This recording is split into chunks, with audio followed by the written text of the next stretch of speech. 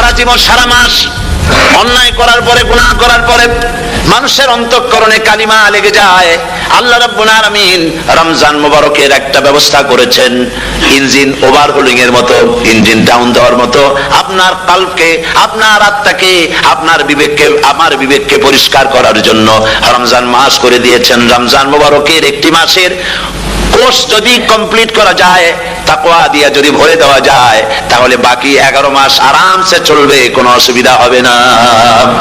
নবীজি বলেছেন রমজান মুবারকের মাস আসার সঙ্গে সঙ্গে আল্লাহ রাব্বুল আলামিন তিনি জান্নাতের সমস্ত দরজাগুলি খুলে দেন, আর জাহান্নামের সব দরজাগুলি আল্লাহ রাব্বুল আলামিন বন্ধ করে দেন। সুবহানাল্লাহ। আর শয়তানকে শৃঙ্খল দিয়ে বেঁধে ফেলা হয়, শিকল দিয়ে শয়তানকে বাঁধা হয়ে যায়। এই হাদিসটা যখনই শোনাই বিভিন্ন জায়গায় লোকেরা বিভিন্ন জায়গায় প্রশ্ন করে, হুজুর কোন তো যে শয়তানের বাঁধতে হয়, কিন্তু রমজান মাস তো লোকেরা মদ খায়, মিথ্যা কথা কয়, তাহলে শয়তান বাঁধা থাকবো কেমনে? আমি বলি দেখেন, এর ব্যাখ্যা আছে। এর ব্যাখ্যা হলো এই, কোন কোন ঘড়ি আছে একবার চাবি দিলে 6 মাস চলে, আর একবার চাবি দিলে 2 বছর চলে, আবার চাবি দিলে লাইফ চলে যায়, এরকমের ঘড়িও আছে। কোন কোন মানুষের শয়তানে এমন চাবি দিছে যে চাবিতে 6 মাস চলে, কোনটায় 10 মাস চলে, কোনটায় বছর চলে। রোজার মাসেও যারা গুনাহ করে শয়তানে এমন চাবি দিছে যে রোজার মাসেও বন্ধ হচ্ছে না, এরা শয়তানের খপ্পরে পড়ে গেছে। আল্লাহ এই চাবি থেকে মুসলমানদেরকে হেফাজত করুন, বলি আমিন। জোরে বলেন আমিন। শয়তান থেকে পানাহ কেউ দিতে পারে না, কোন গভর্নমেন্ট পারবে না। ব্রিটিশ গভর্নমেন্ট পারবে নাকি? American government? কেউ পারবে না।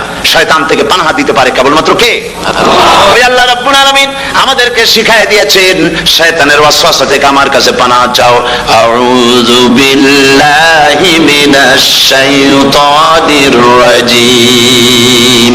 বিতাড়িত মরদুদ শয়তানের ওয়াসওয়াসা থেকে পানাহ চাই, আল্লাহর কাছে পানাহ চাও। আল্লাহ পাক বলেন আমি পানাহ দিতে পারি শয়তানের ওয়াসওয়াসা থেকে।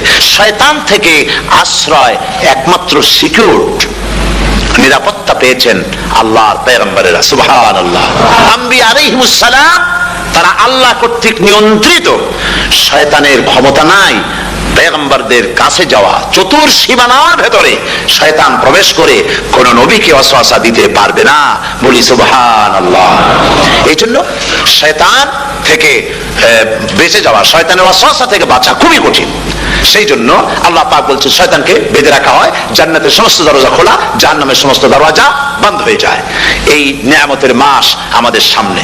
প্রত্যেকটি যখন কোন ওয়ার্কশপ হয়, তো ওয়ার্কশপের জন্য এক একটা কি বলে সিলেবাস থাকে। রমজান মুবারক একটা ওয়ার্কশপ। এই ওয়ার্কশপের মধ্যে একটা সিলেবাস আছে, সেই সিলেবাসের নাম হচ্ছে কোরআন।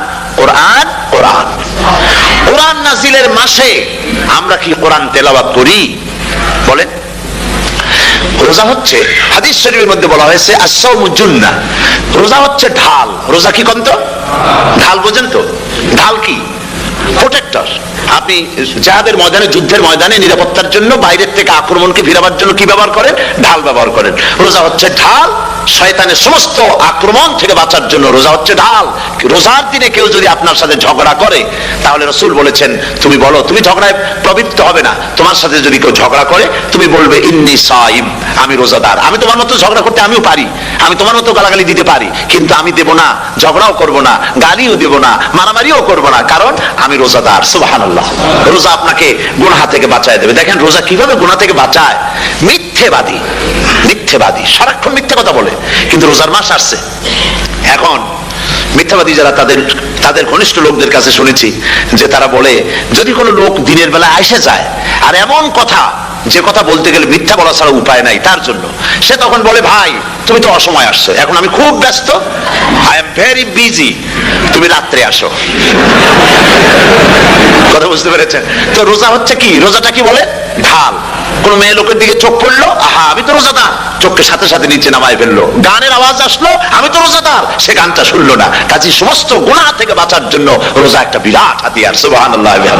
এই মাসে আল্লাহ রাব্বুল আলামিন এই মাসটা, এই রোজাটা কেন দিয়েছেন? লাআল্লাকুম তাত্তাকুন, ইয়া আইয়ুহাল্লাযীনা আমানু কুতিবা আলাইকুমুস সিয়ামু কামা কুতিবা আলাল্লাযীনা মিন ক্বাবলিকুম লাআল্লাকুম তাত্তাকুন। হে বিশ্বাসীরা, তোমরা যারা ঈমান এনেছো শোনো, আমি রোজাকে তোমাদের জন্য ফরজ করেছি দিয়েছি, যেমন করে ফরজ করেছিলাম তোমাদের পূর্বপুরুষদের উপরে। রোজা শুধু আমাদের উপরে ফরজ হয়েছে তা না, আমাদের আগে যারা যেসব নবীরা আসছিলেন তাদের উপর রোজা কি ছিল? ফরজ ছিল।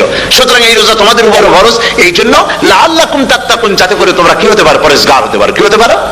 পরেজগার, মুত্তাকি হতে পারো, আল্লাহকে ভয় করতে পারো। একমাত্র আল্লাহর ভয় মানুষকে ভালো বানাতে পারে। একটা মানুষ জান্নাতে যাওয়ার জন্য, জাহান্নাম থেকে বাঁচার জন্য একটা জিনিস, কয়টা জিনিস বলেন? একটি জিনিস যদি ভেতরে থাকে তাহলে সমস্ত গুনাহ থেকে বাঁচতে পারে, আর একটি জিনিস যদি না থাকে তাহলে এমন কোন কাজ নাই পৃথিবীতে যা সে করতে পারে না। সেই কাজটার নাম কি? তাকওয়া। সবাই বলেন, কাজটার নাম কি? তাকওয়া। যদি ভেতরে আল্লাহ পাকের ভয় থাকে, রব্বুল আলামিন আমাকে দেখছেন, তিনি আমাকে শুনতেছেন, এই ভয় যদি অন্তঃকরণের ভিতরে থাকে তাহলে এই লোকটি কোনো গুনাহের কাজ করতে পারবে না, মিথ্যা বলতে পারবে না, ওজনে কম দিতে পারবে না, খাদ্যে ভেজাল দিতে পারবে না, শয়তানি বদমাশি করতে পারবে না। আর যদি এই জিনিসটির অভাব থাকে, যদি তাকওয়া না থাকে, তাহলে সমস্ত অন্যায় কাজ সে করতে পারবে। এই জন্য আল্লাহ রাব্বুল আলামিন বলেন, রোজা এই জন্য দান করেছে যাতে করে, রোজার মাস এই জন্য দিলাম, লাআল্লাকুম তাত্তাকুন, তোমাদের ভিতরে তাকওয়ার সৃষ্টি হয়। এই ওয়াজ আমি আপনাদের সামনে অনেকবার করেছি। হযরত ওমর রাদিয়াল্লাহু তাআলা আনহু রাতের বেলায় ঘুরতে ঘুরতে দেখেন এক বাড়িতে আলো জ্বলছে, শেষ রাত। এই রাত্রে বাড়িতে আলো জ্বলে কেন? ভাবলেন কোনো অসুখ বিসুখ হলো নাকি। তো উনি কাছে গেছেন, গিয়ে কান পেতে শুনতেছেন। বাড়ির মালিক বুড়ি তার যুবতী মেয়েকে ডেকে বলছে, মা ওঠো, তাড়াতাড়ি ওঠো। কেন? কয়ে সকাল তো হয়ে গেল, দুধ দই এনেছি, আমি দুধ এনে রাখছি, এখন তুমি পরিমাণ মতো সবটা পাত্রে পানি দিয়ে ভরে দাও, তাহলে ওজন বেশি হবে আর আমরা ভালো লাভ করতে পারবো। মেয়ে বলছে, মা তুমি বলো কি, এটা আমার দ্বারা সম্ভব না। কেন সম্ভব নয়? হযরত ওমর এক ফরমান জারি করেছেন, তিনি বলেছেন পানিতে, দুধের মধ্যে পানি মিশাতে নিষেধ করেছেন। তাছাড়া রাসূল করিম সাল্লাল্লাহু আলাইহি ওয়াসাল্লাম খাদ্যদ্রব্যে ভেজাল দিতে নিষেধ করেছেন। কাজেই হযরত ওমরের এই নির্দেশকে আমি অমান্য করতে পারবো না। মা বলছে, দেখো ওমর এখন তো ঘুমাইতেছে, এত রাত্রে তিনি কি এখানে আসছেন নাকি আমাদের এই কারবার দেখতে? তুমি পানি মিশাও ইচ্ছে মতো। মেয়ে বলছে, মা হযরত ওমর ঘুমাতে পারেন, তার পুলিশেরা, তার গোয়েন্দা বিভাগের লোকেরা ঘুমাতে পারেন, হযরত ওমরের চোখকে ফাঁকি দেওয়া যাবে, হযরত ওমরের পুলিশকে ফাঁকি দেওয়া যেতে পারে, কিন্তু আল্লাহ রাব্বুল আলামিনের চোখকে ফাঁকি দেওয়া যাবে না। আমার পক্ষে সম্ভব নয়, আমি দুধে পানি মিশাতে পারবো না। হযরত ওমর রাদিয়াল্লাহু তাআলা চলে গেলেন, গিয়ে তার ছেলেকে ডেকে বললেন, ছেলে আমি তখন বুড়া হয়ে গেছি, আমি এখন বুড়া হয়ে গেছি, আমার বিয়ের বয়স নাই, আমি একটা মেয়ের খোঁজ নিয়ে আসছি, যদি আমার বয়স থাকতো এই মেয়েটার আমি বিয়ে করতাম। সুবহানাল্লাহ, সুবহানাল্লাহ। এই মেয়েটা তুমি খোঁজ নাও, যদি বিয়ে না হয়ে থাকে তুমি প্রস্তাব দাও বিবাহের। কি সৌন্দর্য তিনি দেখলেন মেয়েটার মধ্যে, স্বাস্থ্য, রূপ, যৌবন, কি দেখলেন? তাকওয়া। জোরে বলেন না, কি দেখলেন? তাকওয়া। এই তাকওয়া তিনি দেখলেন। এই তাকওয়ার উপরে ভিত্তি করে আমিরুল মুমিনিন, অর্ধেকটা পৃথিবীর প্রেসিডেন্ট, খলিফাতুল মুসলিমিন, আমিরুল মুমিনিন হযরত ওমর তার ছেলের জন্য পুত্রবধূ করে তাকে ঘরে নিয়ে আসলেন। সুবহানাল্লাহ। ফায়দা কি হলো?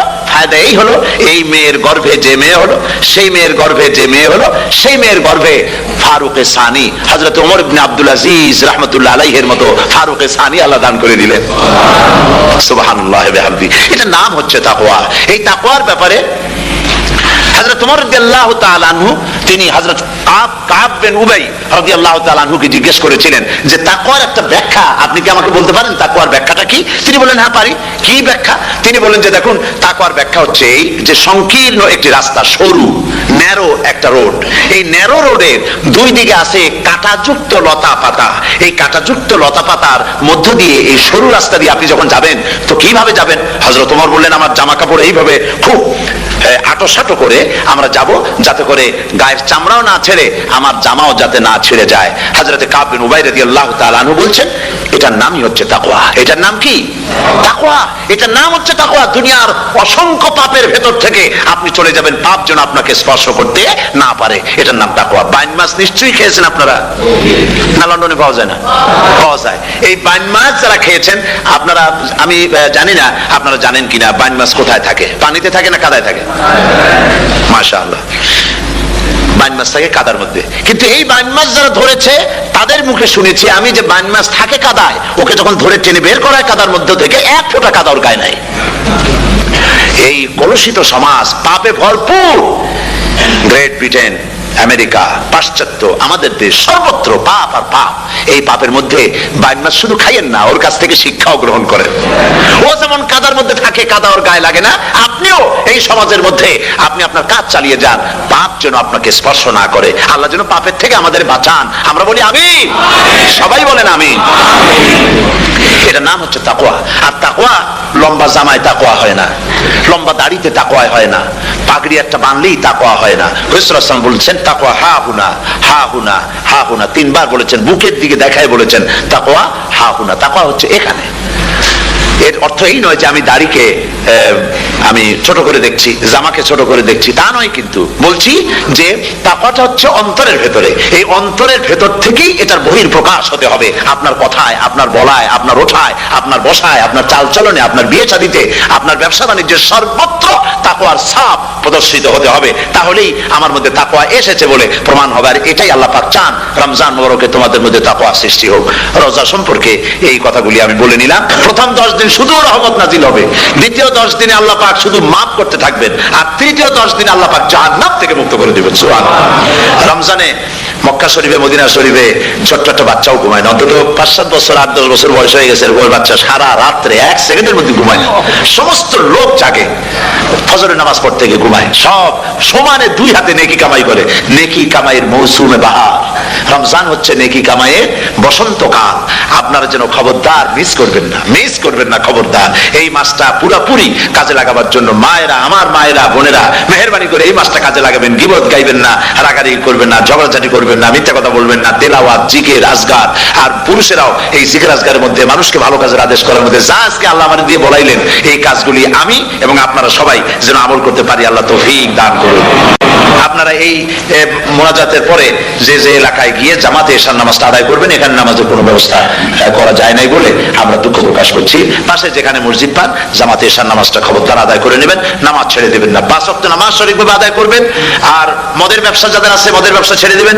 আর মদের চাকরি যারা করেন, সেখান থেকে চাকরি উঠাইয়া কোনো ভালো জায়গায় চাকরি করার জন্য চেষ্টা করবেন। জেনা, ব্যভিচার, নাচ, গান ইত্যাদি, তাস, পাশা, জুয়া, অন্যায় কাজে যাব না। আল্লাহ যেন কবুল করেন, বলেন আমিন। বলেন সবাই আমিন। এটাই কাজ। শিরক এবং বিদআতের বাড়ির কাছেও আমরা কেউ যাব না। এই তওবা করে খাঁটি মুসলমান হইতে হবে। আমরা কতদিন বাঁচবো জানি না। আল্লাহ পাক যেন আমাদেরকে ঈমানের সাথে রাখেন। যাদের মুখে দাড়ি নাই, আল্লাহ পাক তাদের মুখে দাড়ি লাগায় দিক, বলি আমিন। আপনারা চেষ্টা করেন রাসূলের এই সুন্নতটা আমল করার জন্য। যেহেতু আমরা মারা যাবো, চিরদিন বাঁচবো না, তো আল্লাহ রাসূলের কাছে কেমনে আমরা আমাদের চেহারা দেখাবো? জামায়, দাড়িতে, টুপিতে, পর্দায়, মেয়ে লোকদের পর্দা করার মধ্যে, সবটার মধ্যে রাসূলুল্লাহর সুন্নত যেন আমরা আমল করতে পারি। আল্লাহ যেন তৌফিক দেন। হুজুর বলেছেন, হুজুর তো কোনো কলেজে পড়েন নাই। কি বলেন, কলেজে পড়েছেন? কোন কলেজে মাদ্রাসায় পড়াশোনা করেন নাই, অথচ আল্লাহর নবী বলেছেন ইন্নামা বুইস্তু মুআল্লিমান, আমি শিক্ষক হিসাবে দুনিয়ার বুকে প্রেরিত হয়েছি। লেখাপড়া কোথাও করেন নাই, অথচ হুজুর বলছেন আমি শিক্ষক। অর্থাৎ গোটা পৃথিবীর সর্বকালে, সর্বযুগের মহান শিক্ষক হচ্ছেন মুহাম্মদ রাসূলুল্লাহ সাল্লাল্লাহু আলাইহি ওয়াসাল্লাম। শিক্ষা তার মধ্যে পরিপূর্ণ ছিল। আল্লাহ তাকে শিখিয়েছেন, সব কথা তিনি বলেছেন, জ্ঞানের কোনো অভাব তার কাছে ছিল না। তবে হ্যাঁ, অনেকে বলে যে মুহাম্মদ সাল্লাল্লাহু আলাইহি ওয়াসাল্লাম হচ্ছেন সেই পুরানা মধ্যযুগীয় ব্যাপার স্যাপার। ওই মধ্যযুগীয় কোনো কথা আজকের যুগে চলতে পারে না। এটা হলো জ্ঞান বিজ্ঞানের যুগ। আমরা কিছু মঙ্গল গ্রহে যাবো করতেছি, চাঁদ দখল করে ফেলেছি সেই কবে, চাঁদে পতাকা উড়ায় ফেলেছি, বাড়িঘর বানাবার জন্য ইট, সিমেন্ট, রড সবকিছু পাঠাবার ব্যবস্থা হচ্ছে চাঁদে। আর মঙ্গল গ্রহে তো আমরা যাবো করছি। মুহাম্মদ সাল্লাল্লাহু আলাইহি ওয়াসাল্লাম কি চাঁদে নেমেছেন কখনো? এগুলি বেকুবদের প্রশ্ন। কাদের প্রশ্ন? বেকুবদের প্রশ্ন। আর মিয়া, তোমার বিজ্ঞান তো গেছে শুধু চাঁদে। চাঁদ কদ্দূর?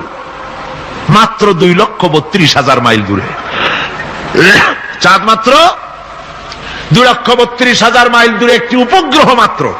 পৃথিবীর সবচাইতে নিকটতম প্রতিবেশী, নিকটতম উপগ্রহ হচ্ছে চাঁদ। দৃষ্টান্ত দিতে গিয়ে আমি ওই ছোট্ট স্টোরিটি বুঝাবার জন্য মানুষের সামনে বলি। একবার এক স্বামী আর স্ত্রী দুজনে ঝগড়া লেগেছে। স্বামী স্ত্রীর ঝগড়ায় বেচারা স্বামী দুর্বল হয়ে গেছে। স্বামীর স্ত্রীর সামনে আর পেরে উঠছে না পারিয়া শেষ পর্যন্ত বলল, ঠিক আছে, তোমার মতো দাজ্জাল মার্কা বউর সাথে আমি আর থাকবো না, আমি চললাম। আমি এবার বিদেশেই চলে যাব, দেশেই থাকবো না। স্ত্রী কিছু বলতেছে না। স্বামী দেখে যে সন্ধ্যা পর্যন্ত স্ত্রী তাকে সাধেও না, মহা সমস্যা। বলেও বেচারা মুসিবতে পড়েছে, প্রেস্টিজ কনসার্ন হয়েছে, ইজ্জতের ব্যাপার। শেষ পর্যন্ত জায়নামাজ বালিশ টালিশ পেঁচাইয়া বিদেশের উদ্দেশ্যে নিজেকে তৈরি করে বারান্দায় নেমে বলল যে মাগরিবের রক্ত যখন হয়েই গেল, মাগরিবটা পড়ে নেই। মাগরিব পড়েছে, দোয়া তাসবিহ ইত্যাদি পড়ছে, দেখেনি স্ত্রীর পক্ষ থেকে কোনো কি দাওয়াত আসে যে আপনার যাইয়া কাম নাই। তো স্ত্রী বেচারিও বুঝে ফেলেছে তার স্বামীর দৌরত্ব কত দূর, সেই জন্য সেও আর কিছু ক্ষয় হয় না। এশা রক্ত যখন হয়ে গেছে তখন বিড়বিড় করে স্বামী বেচারা বলছে, মানুষ না কাউয়ার জাত, সন্ধ্যার আগে ছিলাম কোথায় আর এখন আসলাম কোথায়। বউ ঘরে বসে কয় যে বুঝছি, আর যাওয়া লাগবে না বিদেশে। ঘরের থেকে বারান্দায় নামি তুমি বলো মানুষ না কাউয়ের জাত, সন্ধ্যায় ছিলা কোথায় এখন নামছো কোথায়। তোমার আর বিদেশে যায় কাম নাই, তুমি ঘরে এসে মশারির মধ্যে ঢোকো। বুঝলেন তো? পৃথিবী থেকে মাত্র 2,32,000 মাইল দূরে চাঁদ, সেই চাঁদে অবতরণ করে বলছে মুহাম্মদ সাল্লাল্লাহু আলাইহি ওয়াসাল্লাম কি চাঁদে গেছে? আরে বেকুব, 2,32,000 মাইল দূরের চাঁদ নয়, 9,30,00,000 মাইল দূরের সূর্য নয়, কোটি কোটি সহস্র কোটি মাইল দূরের গ্যালাক্সি নয়, মিল্কি ওয়ে নয়, সমস্ত তারকারাজি গ্রহ পুঞ্জ সব কিছুকে পেরিয়ে গিয়ে 7 আকাশ ফুড়ে মুহাম্মদ সাল্লাল্লাহু আলাইহি সাল্লাম আরশে আজিম ভ্রমণ করেছেন, যা পৃথিবীর কোন বিজ্ঞানের পক্ষে সম্ভব নয়। সুতরাং মুহাম্মদ সাল্লাল্লাহু আলাইহি সাল্লাম সর্বকালের সর্বযুগের সব ব্যাপারে শ্রেষ্ঠ মহান ব্যক্তিত্ব। এরপরে আল্লাহ রাব্বুল আলামিন বলছেন, وَخَلَقْنَاكُمْ أَزْوَاجًا, আমি তোমাদের নারী এবং পুরুষের জোড়া পয়দা করেছি। অর্থাৎ এই পৃথিবীতে আল্লাহ রাব্বুল আলামিন মানুষের একটি সেক্স পয়দা করেন নাই, দুটি প্রকার করেছেন, একটি হচ্ছে নারী আর একটি পুরুষ। এই নারী আর পুরুষ আল্লাহ পাকের এটি একটি বিরাট কুদরত। এই নারী এবং পুরুষ সৃষ্টি করে পরস্পরের প্রতি আল্লাহ আকর্ষণ সৃষ্টি করেছেন। দুজনের একের প্রতি অপরের আকর্ষণ আল্লাহ পাক নিজেই সৃষ্টি করে দিয়েছেন। ومن آياته أن خلق لكم من أنفسكم أزواجا لتسكنوا إليها وجعل بينكم مودة ورحمة। আমার অনেক নিদর্শনাবলীর মধ্যে এটিও একটি নিদর্শন যে আমি তোমাদের থেকে তোমাদের স্ত্রীদেরকে তোমাদের জোড়া পয়দা করেছি। আর কি করেছি, কেন করেছি? লিতাসকুনু ইলাইহা, যাতে করে তোমরা পরস্পরের কাছ থেকে শান্তি, প্রীতি, প্রেম, ভালোবাসা, মহব্বত লাভ করতে পারো। এটা আমার নিদর্শন একটি। কিরকম নিদর্শন? ভিন্ন পরিবেশে লালিতা পালিতা একটি মেয়ে ভিন্ন পরিবেশে লালিত পালিত একটি পুরুষের সঙ্গে যখন বিবাহ হয়ে যায়, আল্লাহ রাব্বুল আলামিন বলেন আমি তখন একের প্রতি অপরের মহব্বত আর ভালোবাসা আমি আল্লাহ তৈরি করে দেই। ওই মেয়েটি জানার কথা না, মেয়েটির বাড়ি হচ্ছে লংলা, শ্রীমঙ্গল, বিয়ে হয়েছে দিনাজপুর। দিনাজপুরের লোকেরা বোয়াল মাছ খায় না, কিন্তু এখানে লোকেরা বোয়াল মাছ খুব পছন্দ করে। কথা বুঝতে পেরেছে? এখানে কথাবার্তা এক রকমের, সেখানের কথাবার্তা আর এক রকমের। এই দুইটা মিলায় কিতে হয়েছে তো কিতে হয়েছে, কথা বুঝতে। এখন উপায়টা কি? অথচ এই দুই স্বামী স্ত্রীর মধ্যে আল্লাহ পাক কি মহব্বত পয়দা করে দেন, একজন আর একজনের জন্য জীবন দিতে প্রস্তুত হয়ে যায়। সুবহানাল্লাহ পড়েন। আল্লাহ রাব্বুল আলামিন বলেন ওয়াজআলা বাইনাকুম মাওয়াদ্দাতান, প্রথমে তো ভালোবাসা সৃষ্টি করি, প্রেম সৃষ্টি করি। বিবাহ হওয়ার পর যে ভালোবাসা হয়, বিশেষ উদ্দেশ্যকে সামনে রেখে ওই ভালোবাসা হয়। এরপরে যখন বয়স বাড়তে থাকে, যখন বার্ধক্য আসে, তখন ওই ভালোবাসাটা আর থাকে না যেটা ছিল প্রথম। সেটা আমি ওয়াজআলা বাইনাকুম মাওয়াদ্দাতান ওয়া রাহমা, মাওয়াদ্দা তখন রহমতে পরিণত হয়ে যায়। প্রথমে থাকে একটা প্রেম কেন্দ্রিক ভালোবাসা। পরবর্তী সময় যখন স্বামী বুড়ো হয়ে যায় আর স্ত্রী যখন বুড়ি হয়, তখন আল্লাহ পাক বলেন আমি উভয়ের মধ্যে সহৃদয়তা করুণার সৃষ্টি করে দেই, পরস্পরের প্রতি আকর্ষণ তখন আরো বাড়িয়ে দেই। একজন আরেকজন ছাড়া চলে না, বুড়ার বুড়ি ছাড়া উপায় থাকে না। ঘরের মধ্যে ফ্রিজ আছে, কালার টিভি আছে, তারপরে সুন্দর বিছানাপত্র আছে, কোনো জিনিসের অভাব নাই বুড়ার। হঠাৎ করে বুড়ি একদিন মারা গেল, বুড়ায় কয় আমি গৃহশূন্য হয়ে গেছি। সব আছে, তারপরেও যে গৃহশূন্য হয়ে গেছি, তার মানে গৃহের প্রাণটাই চলে গেছে। বুড়া বয়সে সন্তান খোঁজ খবর নেয় না, সন্তানের বউ খোঁজ খবর নেয় না। বুড়ার গরম পানিটা, উজুর পানিটা, তার খাবারটা, তার পানটা, তার যা প্রয়োজন বুড়ি সব এগিয়ে নিয়ে আসে। আর বুড়াও বুড়ির জন্য তখন প্রথম জীবনের চাইতে আরো বেশি মহব্বত বাড়ে, বুড়ির দিকে খোঁজ খবর আরো বেশি করে নেয়। ঠিক কিনা কন? বুঝবেন যারা বুড়া আর বুড়ি আছেন। আল্লাহ পাক বলেন এটা আমি করি। কে বলছেন কথা? আল্লাহ পাক বলছেন আমি করি। এ মহব্বত আল্লাহর দান। দেখুন রাসূল করিম সাল্লাল্লাহু আলাইহি ওয়াসাল্লামের ঘরে দৌলত ছিল না, কিন্তু মহব্বত দিয়ে ঘরটা ভরা ছিল। সুবহানাল্লাহ ওয়া বিহামদিহি। দৌলত ছিল না, মহব্বত দিয়ে ভরা ছিল। হযরত আয়েশা সিদ্দিকা রাদিয়াল্লাহু তাআলা আনহা বলেছেন আমি গ্লাসে পানি পান করে রেখে দেওয়ার পর রাসূলুল্লাহ গ্লাসটা হাতে নিয়ে আমি যেখানে ঠোঁট লাগিয়ে পানি পান করেছি, আল্লাহর নবী ওইখানেই ঠোঁট লাগায়া পানি পান করতেন। মুহাব্বত। হযরত আয়েশা বলেন আমি গোশত খেয়ে হাড্ডি খেয়ে হাতে ধরে রেখেছি, খাবো বা রাখবো। আল্লাহ নবী তখন আমার হাতের থেকে গোশত বা হাড্ডিটা আমার হাত থেকে নিয়ে আমি গোশতের যে অংশে কামড় দিয়েছি রাসূলুল্লাহ সেখানে মুখ লাগিয়ে খেতেন। দৌলত ছিল না হুজুরের ঘরে এক ফোঁটাও, কিন্তু মহব্বত ছিল ঘরটা ভরা। হযরত আয়েশা বলেছেন রাসূলুল্লাহ কাজ করে কষ্ট করে ঘরের ভিতরে ফিরে যখন দেখেছেন রান্না বান্না সারা হয় নাই, হুজুর ক্ষুধার্ত অথচ আমার রান্না শেষ হয় নাই, নবীজি রাগ করেন নাই, অসন্তুষ্ট হন নাই, ভুরু কুঞ্চিত করেন নাই, চোখ গরম করেন নাই, বরং আমার কাছে বসে রান্না বান্নায় আমাকে আল্লাহর নবী বিশ্ব নবী মুহাম্মদ রাসূলুল্লাহ সাল্লাল্লাহু আলাইহি ওয়াসাল্লাম আমাকে সহযোগিতা করেছেন। স্বামী স্ত্রী ভালোবাসা হচ্ছে স্বর্গীয় নিয়ামত, জান্নাতের নিয়ামত। সুবহানাল্লাহ পড়েন। যেই ঘরে স্বামী আর স্ত্রীর মধ্যে সাপ আর বেজির সম্পর্ক, দাঁড় কুমড়োর সম্পর্ক, এই ঘরটা যতই বিদেশি আধুনিক সৌন্দর্যের উপকরণাদি দিয়ে ভরপুর থাকুক না কেন, এই ঘরটা, এই বিল্ডিংটা জাহান্নামের টুকরা। ঠিক না? আর স্বামী স্ত্রীর যদি ভালোবাসা থাকে, তাহলে ঘরটা যদি কুড়ে ঘর হয়, তারপরেও সে ঘরটা হচ্ছে একটা জান্নাতের টুকরা। অনেক স্ত্রী আছে স্বামীর সাথে মহব্বত নাই, উল্টো পাল্টা কারবার। ওই রকম এক স্বামীর কাছে খবর আসছে যে আপনি তো এই গ্রামের মাতবাড়ি করেন, বিচার আচার করতেছেন, আপনার বউ তো গোসল করতে গিয়ে পড়ে গেছে নদীর মধ্যে। তো লোকটা দৌড় দিয়েছে, দৌড়ে গেছে, যায় কয় যে কোন জায়গায় পড়ছে, কয় যে এইখানে পড়ছে। লোকটা তখন জোয়ারের পানি যাচ্ছিল এইদিকে, লোকটা দৌড় দিছে উল্টা দিকে। লোকেরা কয় যে মিয়া তোমার বউ পড়েছে এইখান থেকে জোয়ারের পানি এদিকে যায়, তুমি উল্টা দৌড়ো কেন? মাতবার বলছে যে দেখো এটা হচ্ছে আমাদের ইন্টারনাল অ্যাফেয়ার্স, এটা বুঝবে না। এই স্ত্রী সারাটি জীবন আমার উল্টা চলেছে। আমি যদি বলেছি 100, সে বলেছে 335। আমি যদি বলেছি এখন দিনের 12টা, সে বলেছে এখন রাত 3:35। সম্পূর্ণ উল্টা সারা জীবন যে চলেছে। সে যে নদীতে পড়ে জোয়ারে গেছে আমি তা বিশ্বাস করি না, উল্টাই গেছে।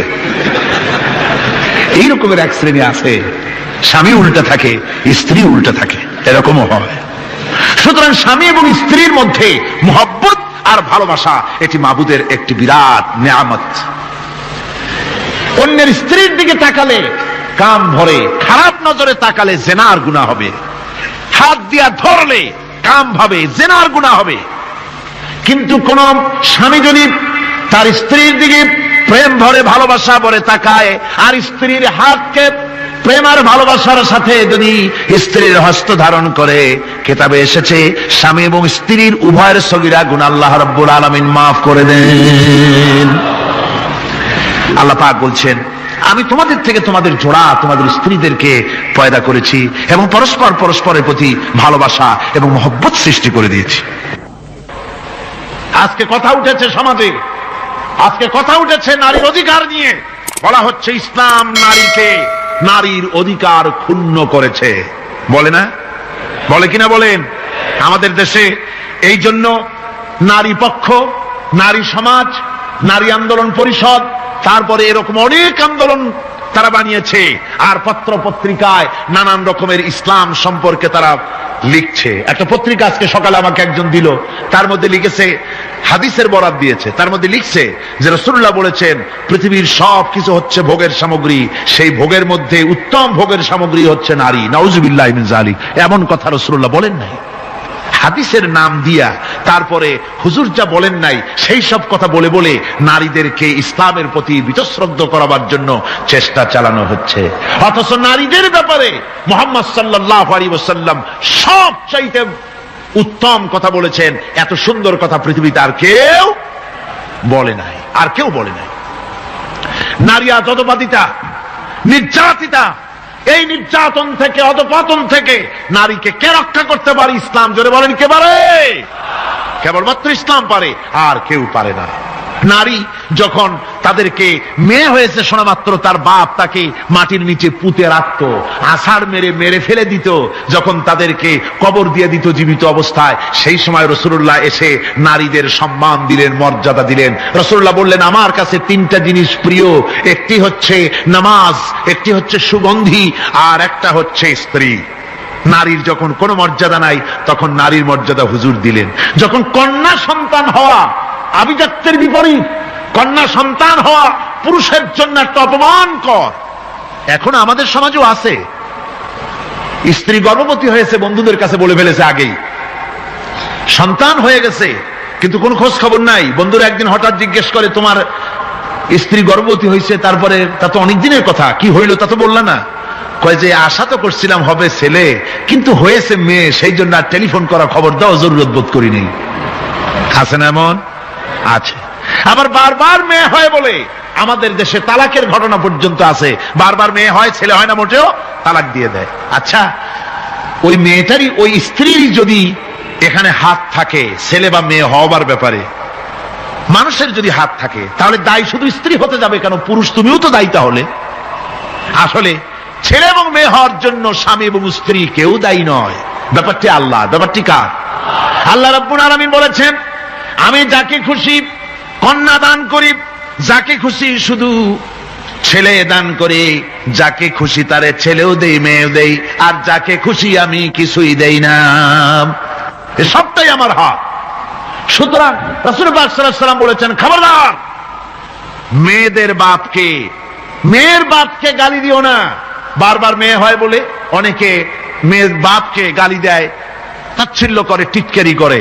হুজুর বলেছেন, মেয়ের বাপকে বিদ্রুপ করো না, গালি দিও না, যেহেতু আমি মুহাম্মদ সাল্লাল্লাহু আলাইহি ওয়াসাল্লাম মেয়েদের বাপ। রাসূল পাক সাল্লাল্লাহু আলাইহি ওয়াসাল্লাম বলেছেন, যে ঘরে একটা কন্যা সন্তান জন্মগ্রহণ করে, যে ঘরের ভিতরে একটি কন্যা সন্তান জন্মগ্রহণ করে, ওই ঘরের ভিতরে আল্লাহ রাব্বুল আলামিনের রহমতের ফেরেশতা ঢুকে সালাম দেয় আর বলে, আসসালামু আলাইকুম ইয়া আহলাল বাইত, হে ঘরের মালিকেরা, তোমাদের উপরে আল্লাহর রহমত বর্ষিত হোক। রহমতের ফেরেশতারা ঘরের ভিতরে প্রবেশ করে কন্যা সন্তানটির মাথার উপরে হাত বুলায় আর বলতে থাকে, এই দুর্বল দেহ একটি দুর্বল দেহের ভেতর থেকে বেরিয়ে এসেছে, এই কন্যা সন্তানটিকে যে লালন পালন করবে আল্লাহ রাব্বুল আলামিন তাকে শান্তিতে রাখবেন। রাসূল পাক সাল্লাল্লাহু আলাইহি ওয়াসাল্লামের কাছে একজন এসে বলছে, ইয়া রাসূলুল্লাহ, আমার এক মেয়ে। হুজুর কয়, তোমার এক বেহেশত। আর একজন বলল, হুজুর আমার দুই মেয়ে। কয়, তোমার দুই বেহেশত। এরকম হাদিস আছে নাকি যে একজন বললো আমার এক ছেলে, আর হুজুর বলছে তোমার এক বেহেশত? আছে এমন? সুতরাং মেয়েকে কি মর্যাদা দিয়েছে ইসলাম। রাসূলুল্লাহ বললেন, যার তিনটি মেয়ে আছে আর ওই তিনটি মেয়েকে আদব শিক্ষা দিয়েছে, তারবিয়াত শিক্ষা দিয়েছে, দ্বীন শিক্ষা দিয়েছে, স্নেহ করে, স্নেহ দিয়ে লালন পালন করেছে, তারপরে সৎপাত্রস্থ করেছে, ওই মেয়ের লালন পালনকারী মাতা পিতা আর আমি মুহাম্মদ সাল্লাল্লাহু আলাইহি ওয়াসাল্লাম কিয়ামতের দিন একই জান্নাতে পাশাপাশি অবস্থান করব। সুবহানাল্লাহ বিহামদিহি। মেয়ের ব্যাপারে রাসূলুল্লাহ এত কথা বলেছেন, নারীদের ব্যাপারে এত কথা বলেছেন। হুজুর বলেছেন তোমরা যখন সফরে যাবে, সফর থেকে আসার সময় আমরা অনেকে হাদিয়া তোহফা নিয়ে আসি, জামা কাপড় মিষ্টি চকলেট ইত্যাদি আমরা নিয়ে আসি, আনি না? কি বলেন, আনি না? আল্লাহর নবী বলেছেন বাইরের থেকে, সফর থেকে, বাজার থেকে হাদিয়া তোহফা ঘরের জন্য জানবে, এনে যখন তোমরা তা দেওয়া শুরু করবে, সর্বপ্রথম মেয়ে থেকে দেওয়া শুরু করবে, মেয়েকে আগে দাও। হুজুর সাল্লাল্লাহু আলাইহি ওয়াসাল্লাম তার কলিজার টুকরা মেয়ে ফাতেমাকে মহব্বত করতেন, এত মহব্বত করতেন, কোন দিকে যাওয়ার আগে সকলের সঙ্গে দেখা করে শেষে দেখা করতেন হযরত ফাতেমার সঙ্গে। আবার সফর থেকে ফিরে এসে সর্বপ্রথম তিনি দেখা করতেন হযরত ফাতেমা রাদিয়াল্লাহু তাআলা আনহার সঙ্গে। একবার হযরত আলী এবং হযরত ফাতেমার মধ্যে মনোমালিন্য হলো, হুজুরের মুখটা মলিন হয়ে গেল, রাসূল পাকের মুখ মলিন হয়ে গেল। হুজুর সাল্লাল্লাহু আলাইহি ওয়াসাল্লাম ঘরের মধ্যে প্রবেশ করলেন, হযরত আলীর ঘরে হযরত ফাতেমা এবং আলীকে এক জায়গায় বসালেন। কিছুক্ষণ পর হুজুর বেরিয়ে এলেন, হুজুরের মুখে হাসি। সাহাবা ইকরাম বললেন, হুজুর একটু আগে আপনার মুখ মলিন দেখেছি, এখন খুব উৎফুল্ল মনে হচ্ছে। হুজুর বলছেন, আমি তাদের মধ্যে মালিন্যটা দূর করে দিয়ে এসেছি। ফাতেমা আমার কলিজার টুকরা, যে ফাতেমাকে ব্যথা দেয় সে আমি মুহাম্মদ সাল্লাল্লাহু আলাইহি ওয়াসাল্লামকে ব্যথা দেয়। রাসূল পাক সাল্লাল্লাহু আলাইহি ওয়াসাল্লাম কন্যাদেরকে এভাবে মর্যাদার কথা বলেছেন। এই কন্যা আস্তে আস্তে যখন বড় হয়ে যায়, যখন বধূ হয়, বধূ হিসেবে তার মর্যাদা ইসলাম কতখানি দিয়েছে, রাসূল পাক সাল্লাল্লাহু আলাইহি ওয়াসাল্লাম কতখানি দিয়েছেন আপনারা লক্ষ্য করেন। হাদিস শরীফ পড়া নাই, জানা নাই বলে আজকে এক শ্রেণীর নারীরা তারা কমিউনিস্টদের খপ্পরে পড়ে, সমাজতন্ত্রের খপ্পরে পড়ে, নাস্তিকদের খপ্পরে পড়ে গোটা মহিলা সমাজকে চেষ্টা করতেছে ইসলাম থেকে দূরে সরাবার জন্য, ঠিক কিনা কও? হযরত আয়েশা বলেছেন, আমি যখন ঘরে কাজ করতেছি, হুজুর বাইরের থেকে এসে দেখেছেন আমার রান্না করতে দেরি আছে, খাবার দাবার এখনো রেডি হয় নাই, হুজুর ক্ষুধার্ত, কিন্তু হুজুর ভুরু কুঞ্চিত করেননি, হুজুর বিরক্ত হননি, হুজুর আমাকে গালমন্দ করেননি, আমার কাছে বসে তিনি আমার রান্নার সহযোগিতা করেছেন। সুবহানাল্লাহি ওয়া বিহামদিহি, জোরে বলেন সুবহানাল্লাহি ওয়া বিহামদিহি। ভাইরা আমার, হযরতে আয়েশা সিদ্দিকা রাদিয়াল্লাহু তাআলা আনহা বয়সে কম ছিলেন অন্যদের চাইতে। বিশ্বনবী সমস্ত রাজকার্য, রাষ্ট্রীয় কার্য, নবুয়তের দায়িত্ব পালন করে স্ত্রীর হক আদায় করতে ভুলে যাননি। আধো আধো জ্যোৎস্না প্লাবিত রাত রাসূলুল্লাহ হযরত আয়েশাকে বলছেন, চলো আমরা একটু পায়চারি করে আসি বাইরের থেকে। ঘুরতে ঘুরতে হুজুর বলছেন, দেখো তো ওই যে দূরে দেখা যায় একটা জিনিস, চলো আমরা দৌড় দেই, দেখি কে আগে ওই জায়গায় পৌঁছতে পারে। দুজনে মিলে দৌড় দিলেন। হযরত আয়েশা বললেন, আমি হুজুরকে পেছনে ফেলে দ্রুত গতিতে আমি দৌড়ে লক্ষ্যবস্তুর কাছে চলে গেলাম। হুজুর সাল্লাল্লাহু আলাইহি ওয়াসাল্লাম যখন ধীরে সুস্থে আমার কাছে এলেন, আমি বললাম, দেখছেন আপনি কিন্তু আমার সাথে দৌড়ে পারেন নাই। হযরত আয়েশা বলছেন, এর কিছু কাল পরে আবার একদিন রাসূলুল্লাহ দৌড় প্রতিযোগিতার ব্যবস্থা করলেন, দৌড় দিলাম। হযরত আয়েশা বলছেন, সেই সময়ের তুলনায় আমার শরীর কিছুটা স্থূল এবং ভারী হয়ে গেছে, আমি দৌড়াইয়া পারলাম না, আমি পেছনে পড়ে গেলাম।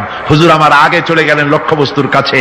আমি হাঁপাতে হাঁপাতে যখন রাসূলের কাছে চলে গেছি, রাসূল পাক মুস্কি হেসে আমাকে বললেন, আয়েশা, ওই সেই দিনের প্রতিশোধ আজকে নিলাম। সুবহানাল্লাহি ওয়া বিহামদিহি, সেদিনের জবাব আজকে দিয়ে দিলাম। স্বামী স্ত্রীর দাম্পত্য জীবনের এই দৃশ্য কতখানি উপভোগ্য, সুবহানাল্লাহি ওয়া বিহামদিহি। এই জন্য স্বামী স্ত্রীর ভিতরে যে মুহাব্বত, এটা বেহেশতি অবদান, এটা জান্নাতের অবদান, এটা আল্লাহর নিয়ামত। এটা কি ধরে কোন? আল্লাহর নিয়ামত। এই নিয়ামত যে ঘরের মধ্যে আছে সে ঘরটা বেহেশত, সে ঘরটা কি? বেহেশত। আর আপনার ঘরের মধ্যে রেডিও আছে, টিভি আছে, ফ্রিজ আছে, ডিসি আছে, এসি আছে, কত কিছু আছে, কিন্তু স্বামী স্ত্রীর মধ্যে সাপে আর বেজির সম্পর্ক, দাঁড় কুমড়ার সম্পর্ক, এই ঘরটা জাহান্নামের শামিল। আছেন এক পদের স্ত্রী, স্বামীও আছে এরকম এক পদের স্বামী আছে, সমানে পিটায় মেয়ে লোক, পিটাইতেই থাকে। বুঝলেন? রাসূলুল্লাহ বলেছেন, খবরদার স্ত্রীদেরকে মেরো না, দাসীদের মতো প্রহার করো না, তাহলে আগামী রাত্রে যখন তার কাছে তুমি যাবে তখন কি তোমার শরম করবে না? রাসূল পাক সাল্লাল্লাহু আলাইহি ওয়াসাল্লাম নারী পুরুষের সমান অধিকার দিয়েছে। ভালোবাসা এবং মহব্বত থাকতে হবে, একে অপরের উপরে বাজিমাত করার প্রতিযোগিতা থাকা উচিত নয়। স্বামী হয়েছেন বলে তিনি একেবারে নওয়াবজাদা নসরুল্লাহ খান হয়ে যাবে, তা না। আবার স্ত্রী স্বামীকে গোলাম হিসাবে ব্যবহার করবে, তাও না। ভালোবাসা, শ্রদ্ধা, পারস্পরিক মহব্বত হিসেবে মর্যাদা সমান রাখা হয়েছে। কিন্তু মাঝে মধ্যে দেখা যায় কিছু অভিযোগ পাওয়া যায়, স্ত্রীরা এমনও করে স্বামীকে একেবারে গোলামদের মতোই রাখে। এই রকমের এক শ্রেণীর আছে। সমান অধিকারের চিন্তা নিয়ে স্বামী নির্যাতনের কোনো প্রশ্নই ওঠে না। রাসূলুল্লাহ আবার মর্যাদা পুরুষের এক ধাপ বাড়ায় দিয়েছেন। আল্লাহর নবী বলেছেন, এই পৃথিবীতে মানুষকে যদি আমি মানুষের সামনে সেজদা করার জন্য যদি অর্ডার করতাম, তাহলে দুনিয়ার সমস্ত নারীদেরকে অর্ডার করতাম তার স্বামীকে সেজদা করার জন্য। মর্যাদা বাড়ানো রয়েছে, কিন্তু অধিকার সমান, সমান অধিকার দেওয়া হয়েছে। ইসলাম নারীর অধিকার দিয়েছে, স্বামী স্ত্রীর মহব্বত এবং ভালোবাসা সৃষ্টি করে দিয়েছেন। এটা আল্লাহর নিয়ামত। আমার বন্ধুগণ, আজকে আমার সমাজে বলা হচ্ছে নারীদেরকে ঠকাইছে ইসলাম। বলে কি দিয়ে ঠকানো হলো? বলে ইসলাম ঠকিয়েছে একটা ছেলে সমান দুইটা মেয়ে। একটা ছেলেতে যা পাবে দুইটা মেয়েতে তাই পায়, এই জন্য মেয়েকে ঠকানো হয়েছে। একথা বলেছেন আমাদের দেশের সুপ্রিম কোর্টের একজন চিফ জাস্টিস, অবসরপ্রাপ্ত, নাম নেব না আমি। তো আমরা এটা শোনার পরে বললাম যে বাংলাদেশ পৃথিবীর দ্বিতীয় বৃহত্তম মুসলিম দেশ, এই দেশের সুপ্রিম কোর্টের চিফ জাস্টিস হয়ে কোরআন সম্পর্কে জ্ঞান এত নগণ্য, এত কম, এত পুর, তার জ্ঞানের এই বহর দেখে আমাদের শুধু করুণাই হয়।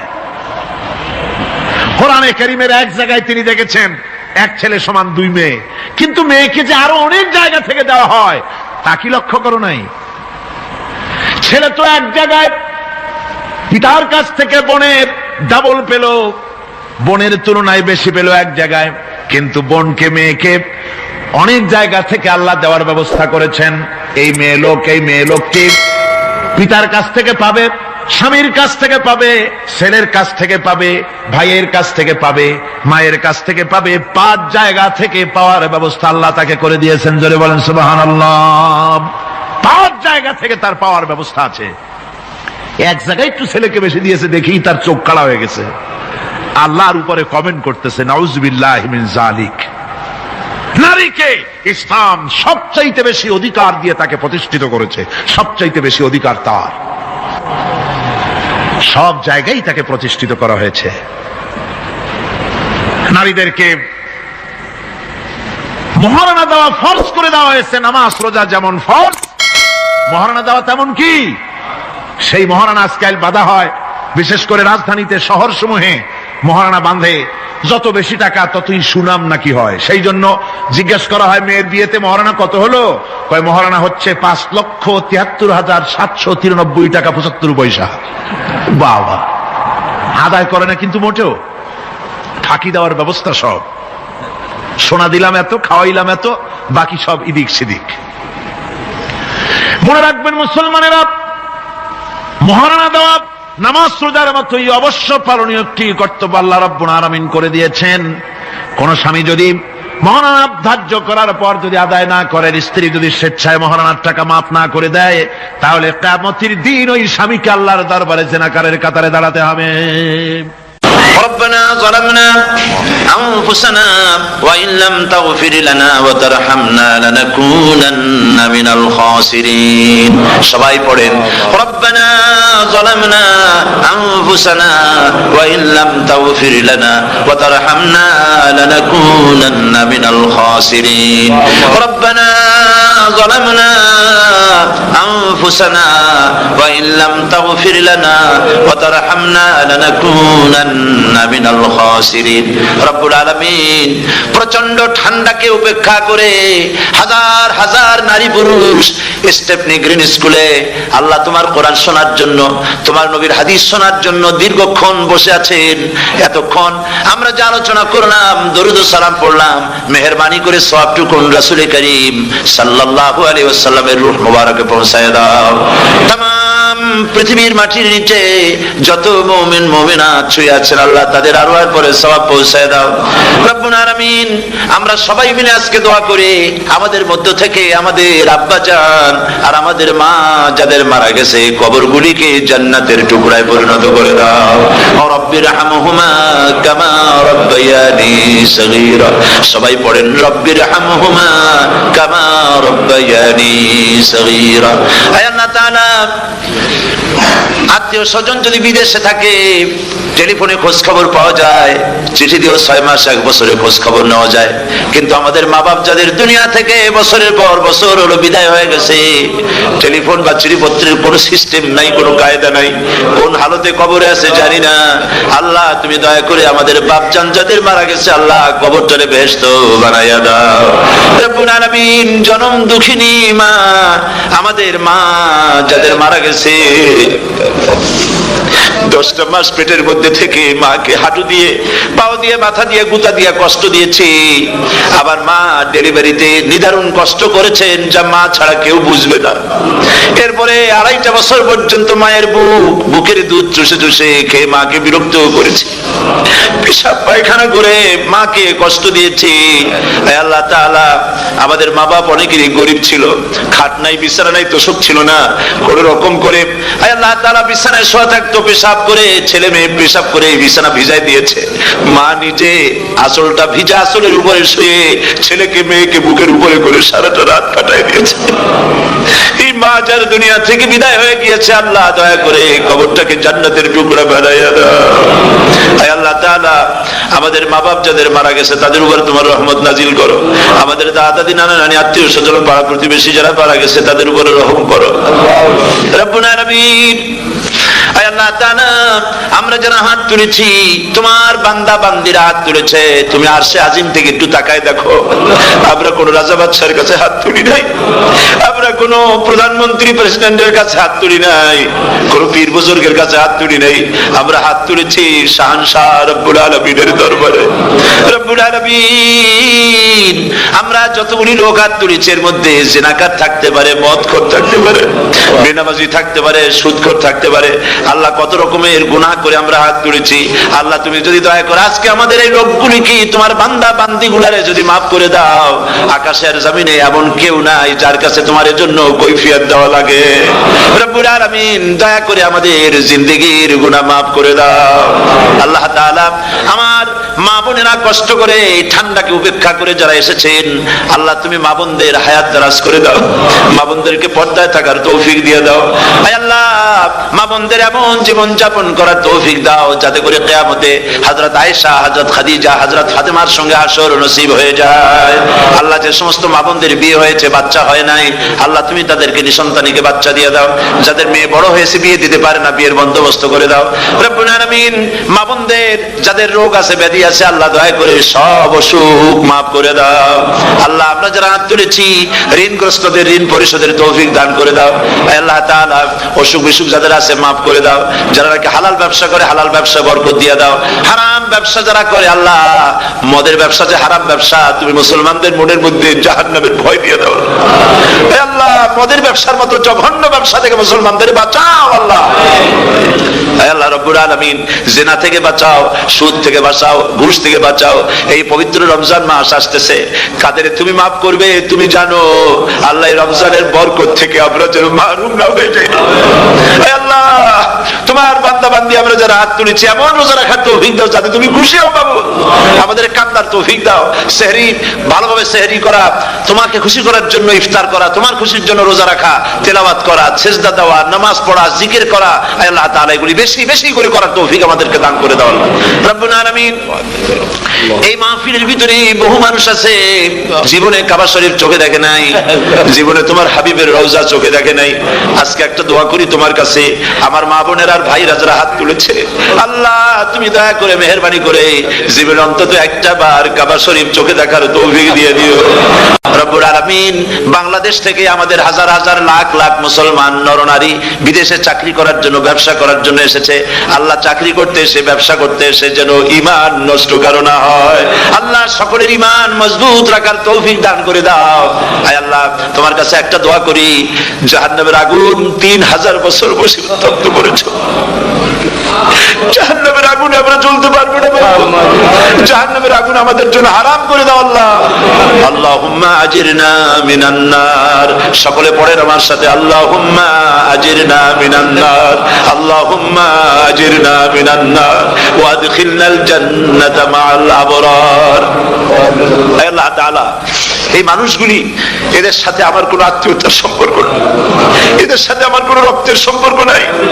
এই মানুষগুলি, মা বোনেরা, ভাইয়েরা, আমাকে তারা ভালোবাসেন দ্বীনের জন্য, আমি তাদেরকে ভালোবাসি দ্বীনের জন্য। আল্লাহ, এই ভালোবাসা যেন দুনিয়ায় শেষ না হয়, এই ভালোবাসা দিয়ে যেন কিয়ামতের দিন আমরা এক জান্নাতে থাকতে পারি, এই তৌফিক তুমি আমাদেরকে দান করে দিও আল্লাহ তাআলা।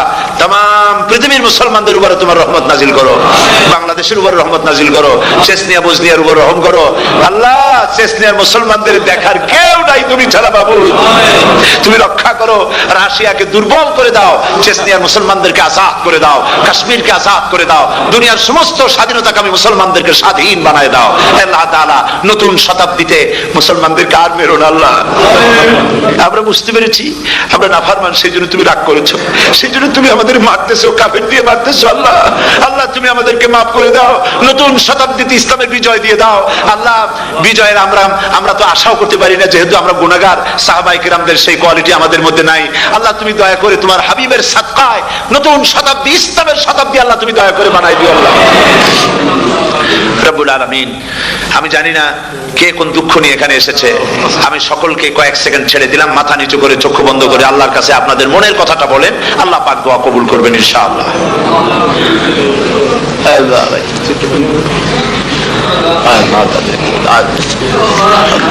আল্লাহ তাআলা, তোমার বান্দারা বান্দিরা মনে মনে যে যা চাইলো আল্লাহ, সকলের নেক আশা তুমি পুরা করে দাও। রব্বানা তাকাব্বাল মিন্না ইন্নাকা আনতাস সামিউল আলিম ওয়া তুব আলাইনা ইন্নাকা আনতাত তাওয়াবুর রহিম। সিত্রুল আরশি মাসবুলুন আলাইনা ওয়া আইনুল্লাহি নাজিরাতুন ইলাইনা বিহাউলিল্লাহি লা ইয়াকদিরু আলাইনা।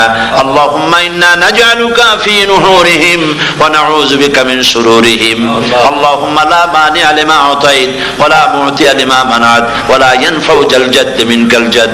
আল্লাহুম্মা জিদনা ওয়া লা তানকুসনা ওয়া আকরিমনা ওয়া লা তুহিন্না ওয়া আতিনা ওয়া লা তাহরিমনা ওয়া আথিরনা ওয়া লা তুসির আলাইনা ওয়া আরদিনা ওয়ারদা আন্না।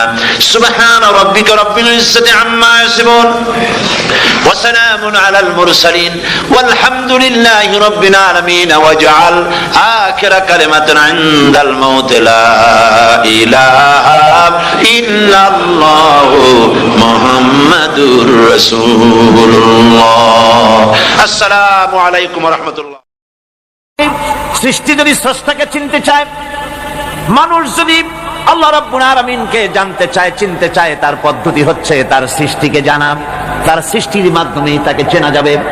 আল্লাহ পাক বলেন, الذين يذكرون الله قياما وقعودا وعلى جنوبهم ويتفكرون في خلق السماوات والأرض ربنا ما خلقت هذا باطلا سبحانك فقنا عذاب النار الذين يذكرون الله قياما وقعودا وعلى جنوبهم।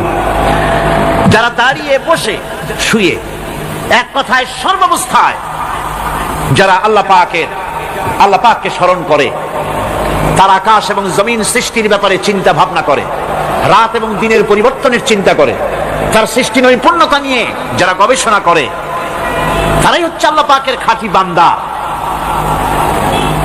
একজন সত্যানুসন্ধানী। চোখের সামনে যখন নিখিল বিশ্বের পরমাণু থেকে শুরু করে সূর্য, চন্দ্র, গ্রহ, নক্ষত্র, বিশাল আকাশ পর্যন্ত, গাছপালা, তরুলতা, সমুদ্র, মহাসমুদ্র, পশু পক্ষী ইত্যাদি যখন তার নজরে পড়ে, তখন একজন সত্যের অনুসারী ব্যক্তি একটা একজন সত্যের অনুসন্ধানী ব্যক্তি তার মুখ থেকে বেসাক্তা স্বতঃস্ফূর্ত ভাবে নিজের অজান্তে মুখ থেকে যে শব্দটা বেরোয় সে শব্দটা হচ্ছে আলহামদুলিল্লাহি রাব্বিল আলামিন। সমস্ত প্রশংসা হচ্ছে ওই আল্লাহ পাকের, যিনি এগুলিকে সৃষ্টি করেছেন। আর তিনি কোনো কিছু কি বেকার সৃষ্টি করেন নাই, খামোখা সৃষ্টি করেন নাই, প্রত্যেকটির পেছনে রয়েছে বিরাট বিরাট উদ্দেশ্য। এখানে মানুষের সবচাইতে বড় ভ্রান্তি, মানুষের সবচাইতে বড় ভুল, সেটা হলো এই, দুর্ভাগ্যজনক ভাবে সকল সৌন্দর্যের মহাশিল্পী আল্লাহ পাককে মানুষ ভুলে যায়। তারা প্রশংসা করে নদীর, প্রশংসা করে নারীর, নারীর অঙ্গ প্রত্যঙ্গ নিয়ে তারা কবিতা লেখে, নারীর সৌন্দর্য নিয়ে কবিতা লেখে, সাহিত্য রচনা করে, সূর্য নিয়ে, চন্দ্র নিয়ে, চাঁদের মায়াবী জ্যোৎস্না নিয়ে, এর সুন্দর সুষমা নিয়ে কবিতা লেখে, প্রজাপতির রং দিয়ে গান তৈরি করে, ফুলের সৌন্দর্য এবং তার সৌরভ দেখে মানুষ পাগল হয়ে যায়। এগুলির পিছনে গান, সাহিত্য ইত্যাদি কবিতা রচনা করে, কিন্তু এই সৌন্দর্য যিনি সৃষ্টি করেছেন সে আল্লাহ পাককে বেমালুম ভুলে যায়। সেই জন্য স্রষ্টার প্রশংসা করতে হবে। আল্লাহ পাক শেখাচ্ছেন, শুরুতেই শেখাচ্ছেন আলহামদুলিল্লাহি রাব্বিল আলামিন। পড়েন সবাই, আলহামদুলিল্লাহি রাব্বিল আলামিন। আল্লাহ রাব্বুল আলামিন তোমাকে যদি কোনো বিপদ দেন, এই বিপদ থেকে তোমাকে কেউ মুক্ত করতে পারবে না, কেউ বাঁচায় দিতে পারবে না। আল্লাহ যদি তোমার জন্য বিপদ রেখে দিয়া থাকেন, এই বিপদ থেকে বাঁচাবার ক্ষমতা কারো নাই। আর আল্লাহ যদি তোমাকে কোনো কল্যাণ দিতে চান, তাহলে সেই কল্যাণ প্রতিহত করতে পারে, সে কল্যাণের পথে বাধা দিতে পারে। আকাশে জমিনে এমন কেউ নাই। সুবহানাল্লাহ পড়ে। কাজে শক্তি তো সবটাই আল্লাহ রাব্বুল আলামিনের, ক্ষমতা সবটা কার? আল্লাহ সুবহানাহু ওয়া তাআলা। কল্যাণও করেন তিনি, আর অকল্যাণ যদি করেন সে অকল্যাণ থেকে বাঁচবার উপায় নাই। কল্যাণ যদি করতে চান ঠেকাবারও কারো উপায়। মুমিন ব্যক্তির আত্মমর্যাদা এভাবে বেড়ে যায় ইমানের কারণে, এতটা ইমানের কারণে তার আত্মমর্যাদাটা এত বেড়ে যায় যে সে হক কথা বলতে গিয়া রিজেকের চিন্তা করে না, চাকরির চিন্তা করে না। হক কথাটা যদি বলি, আমি সরকারি চাকরি করি, হক কথা বললে বলে চাকরি থাকবে না। ইমামতি করি, হক কথা বললে পরে চাকরি থাকবে না। এই জাতীয় হীনমন্যতা তার মনের ভিতরে জায়গা পাবে না, যেহেতু কোরআন তার শিখাইছে। কিসের ভয়? রিস্কের চিন্তা করো, রিস্কের চিন্তা করার কোনো দরকার নাই। কোরআন তোমাকে বলে দিয়েছে, ঈমান এনেছো তুমি যার উপরে, ইন্নাল্লাহা হুয়ার রাজ্জাকু যুল কুওয়াতিল মাতিন। নিশ্চিতভাবে আল্লাহই হচ্ছেন মহান রিজেক দাতা। নিরঙ্কুশ ভাবে রিজেকের চাবিকাঠি তারই হাতে। তা আমার রিজেক যদি আল্লাহর হাতে হয়, এটা যদি বিশ্বাস করি, তাহলে মেম্বারের উপরে দাঁড়িয়ে হক কথাটা বলতে ভয় পাই কেন? চাকরি করি, হক কথাটা বলতে পারি না কেন? সরকারের কাছে আমার রিজেক্ট নয়, সেক্রেটারির কাছে, মুতাওয়াল্লির কাছে আমার রিজেক্ট নয়। আমার খাদ্য কার কাছে? আমার রিজেক্ট কার কাছে? এটা হলো সবচেয়ে বড় ভয়। ইমানের দাবি করে ঠিক, ওয়াজ নসিহত করেও ঠিক, মানুষকে উপদেশ দেয়ও ঠিক, কিন্তু মনের মধ্যে ভয় একটু থেকেই যায়। যদি চাকরিটা যায়, তাহলে বিবি বাল বাচ্চা নিয়ে বাঁচবো কেমনে? এটা থাকে মনের ভিতরে এক চিন্তা। একজন টিচার তার ছাত্রদেরকে শিখাইছিলেন যে বিসমিল্লাহর এত ফজিলত, নদীর উপর থেকে বিসমিল্লাহ বলে হাজে গেলে তাও হাজে যাওয়া যায়, খেওয়ার নৌকা ছাড়াই পানির উপর দাঁড়িয়ে যাওয়া যায়। একটা ছেলে, একটা ছাত্র এই কথাটা এমন বিশ্বাস করলো, নদীর পাড়ি দিয়ে, তার বাড়ি ছিল নদীর ওপার, প্রতিদিন খেওয়া পার হইয়া মাদ্রাসায় আসতো। বিশ্বাস করছে পুরাটাই, আর বিসমিল্লাহ বলে পাও দিয়ে হাজিয়া চলে গেল পার হয়ে। এটা কোনো কোরআন নয়, হাদিস নয়, শোনা কথা। তারপরে একদিন তার মা তাকে বলেছে, তোমার হুজুরকে একটু দাওয়াত দাও আমাদের বাড়িতে। হুজুরের দাওয়াত দিছে, মিলাদের দাওয়াত শুনে হুজুর তো খুব খুশি। তারপরে ছাত্রের সঙ্গে রওনা হয়েছে। নদীর ঘাটে এসে দেখে যে নৌকা নাই। আরে বাবা, নৌকা নাই, পার হবো কেমনে? হুজুর কোন কি, নৌকার দরকারটা কি? আপনি না বলছেন বিসমিল্লাহ বলে হেঁটে যাওয়া যায়। আমি তো ওইটা শোনার পর আমি প্রত্যেক দিন তো এই কাম করিয়ে আসি, নৌকা টুকু লাগে না। আসেন আমার সাথে। ছেলে বিসমিল্লাহ বলে হাঁটা আরম্ভ করছে পানির উপর দিয়া। ওস্তাদ চিন্তা করতেছে আমি তো শুধু ওয়াজি করছি, আমল তো করি নাই, কি না কি হয় আল্লাহই জানে। পাজামা হাঁটু পর্যন্ত টাইনিয়া তারপরে বিসমিল্লাহ কয়ে পা দিছে, আর এক ছোটে সুবনি খাইয়া ভিতরে চলে গেছে। সুতরাং মুখ দিয়া বললে হবে না, বিশ্বাস করতে হবে, ইয়াকিন রাখতে হবে রিস্কের মালিক আল্লাহ। হক কথা কাউকে ছেড়ে দেব না, এটা বলবোই, তাতে আমার চাকরি থাকুক আর চাকরি যাক। এর নাম হলো আত্মমর্যাদা। এর নাম কি? আত্মমর্যাদা। নইলে আপনি মসজিদের ইমাম, আর দুর্ভাগ্যজনক সত্য মসজিদের ইমামগুলি অধিকাংশ ক্ষেত্রে এমন সব সেক্রেটারি মোতাওয়াল্লি হয় যারা ইসলামী আদর্শকে বিশ্বাসী করে না। কথাটা ঠিক কিনা? ধর্মনিরপেক্ষতাবাদী, কিন্তু মসজিদের সেক্রেটারি, মাদ্রাসার সেক্রেটারি, ঈদগাহের সেক্রেটারি। কারণ মুসল্লিরা ভাবে ওনার পয়সা বেশি, ওনারই নেতা বানানো উচিত। অথচ কোরআন নিষেধ করেছে এমন কোন লোক মসজিদের মোতাওয়াল্লি সেক্রেটারি হতে পারে না যে ব্যক্তি আল্লাহর পথে পরিচালিত নয়, যে আল্লাহকে মানুষের চাইতে বেশি ভয় না করে, যে ব্যক্তির ভিতরে দ্বীন নাই, ঈমান নাই, ইসলামী আদর্শ নাই, শুধু পয়সার বিনিময় সেক্রেটারি মেম্বার মোতাল্লি হয়ে বসে আছে, আর ইমাম ভয়ের সরে কথা বলে না। আছেন এমন? আচ্ছা, হক কথা মাদ্রাসা, মসজিদ, ওয়াজ মাহফিল, চাকরির জায়গা, কোর্টে, কাছারিতে, আদালতে, সর্বত্র মোমেন ব্যক্তি বলতে পারবে তখন যখন ঈমান বিল্লাহ পোক্ত হবে। আল্লাহর প্রতি ঈমানটা যখন পোক্ত হবে তখন সে বুঝবে এ চাকরি আমার পায়ের গোলাম। এখানে যদি আমার চাকরি না থাকে, অন্য জায়গা থেকে রিস্কের ব্যবস্থা আল্লাহ পাক আমাকে করে দিবেন। এটাই হচ্ছে ঈমান বিল্লাহর প্রথম উপকারিতা। পয়লা নম্বরের উপকারিতা, মানুষকে পার্সোনালিটি সৃষ্টি হয়ে যায়, তার মধ্যে শক্তি আসে, ঈমানি মজবুতি আসে, তার মধ্যে শখসিয়ত আসে, তার মধ্যে ব্যক্তিত্ব আসে, আত্মমর্যাদা আসে, আত্মসম্ভ্রম সৃষ্টি হয়। এটা হলো পয়লা নম্বরের উপকার। ঈমান আনার জন্য আল্লাহর প্রতি মানুষ ঈমান আনলে পরে 2 নম্বরের যে উপকারটা হয় সেটা হলো মানুষের ভিতর থেকে অহংকার দূর হয়ে যায়। অহংকার থাকে না। যে ব্যক্তি ঈমান বিল্লাহ যার ভিতরে ঢুকে যায়, আল্লাহর ঈমান পরিপূর্ণরূপে এসে যদি যায়, তাহলে তার ভিতরে অহংকার থাকে না। কেন থাকে না? অহংকার থাকে না এই জন্য, যেহেতু মুমিন ব্যক্তি জানে আল্লাহ রাব্বুল আলামিন জানে, আল্লাহ রাব্বুল আলামিনের সামনে বান্দা জানে, কথা বুঝতে পারে, কোরআন পড়ে জানে যে আমি আল্লাহর সামনে সম্পূর্ণ অসহায়। অসহায় যে যার কিচ্ছু নাই, সে কি অহংকার করতে পারে? অর্থ নাই, বিত্ত নাই, কিছু নাই, সে কি অহংকার করে? অহংকার কারা করে? অহংকার করে যাদের অর্থ আছে, বিত্ত আছে, শিক্ষা আছে, বিদ্যা আছে, স্বাস্থ্য আছে, জমি আছে, জমা আছে, বাড়ি আছে, কল আছে, কারখানা আছে, গাড়ি আছে, এরাই না অহংকার করে। কিন্তু ঈমান বিল্লাহ যখন আসি, তখন সে বুঝতে পারে আমার শক্তি কোনো শক্তি নয়। ওয়াহুয়াল কাহিরু ফাওকা ইবাদি। সমস্ত আল্লাহ রাব্বুল আলামিন বলছেন সমস্ত বান্দার উপরে কর্তৃত্ব হচ্ছে আল্লাহ পাকের। আল্লাহর কর্তৃত্ব থেকে বেরিয়ে আসার ক্ষমতা কারো নাই। সবচাইতে শ্রেষ্ঠ শক্তি কার? আল্লাহ পাক।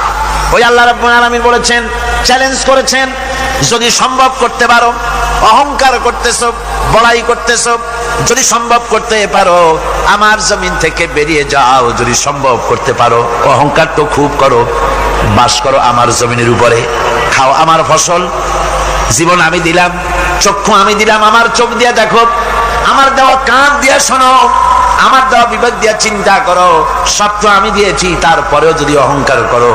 ইয়া মাশারাল জিন্নি ওয়াল ইনসি ইন ইসতাতাতুম আন তানফুযু মিন আকতারিস সামাওয়াতি ওয়াল আরদ ফানফুযু লা তানফুযুনা ইল্লা বিসুলতান।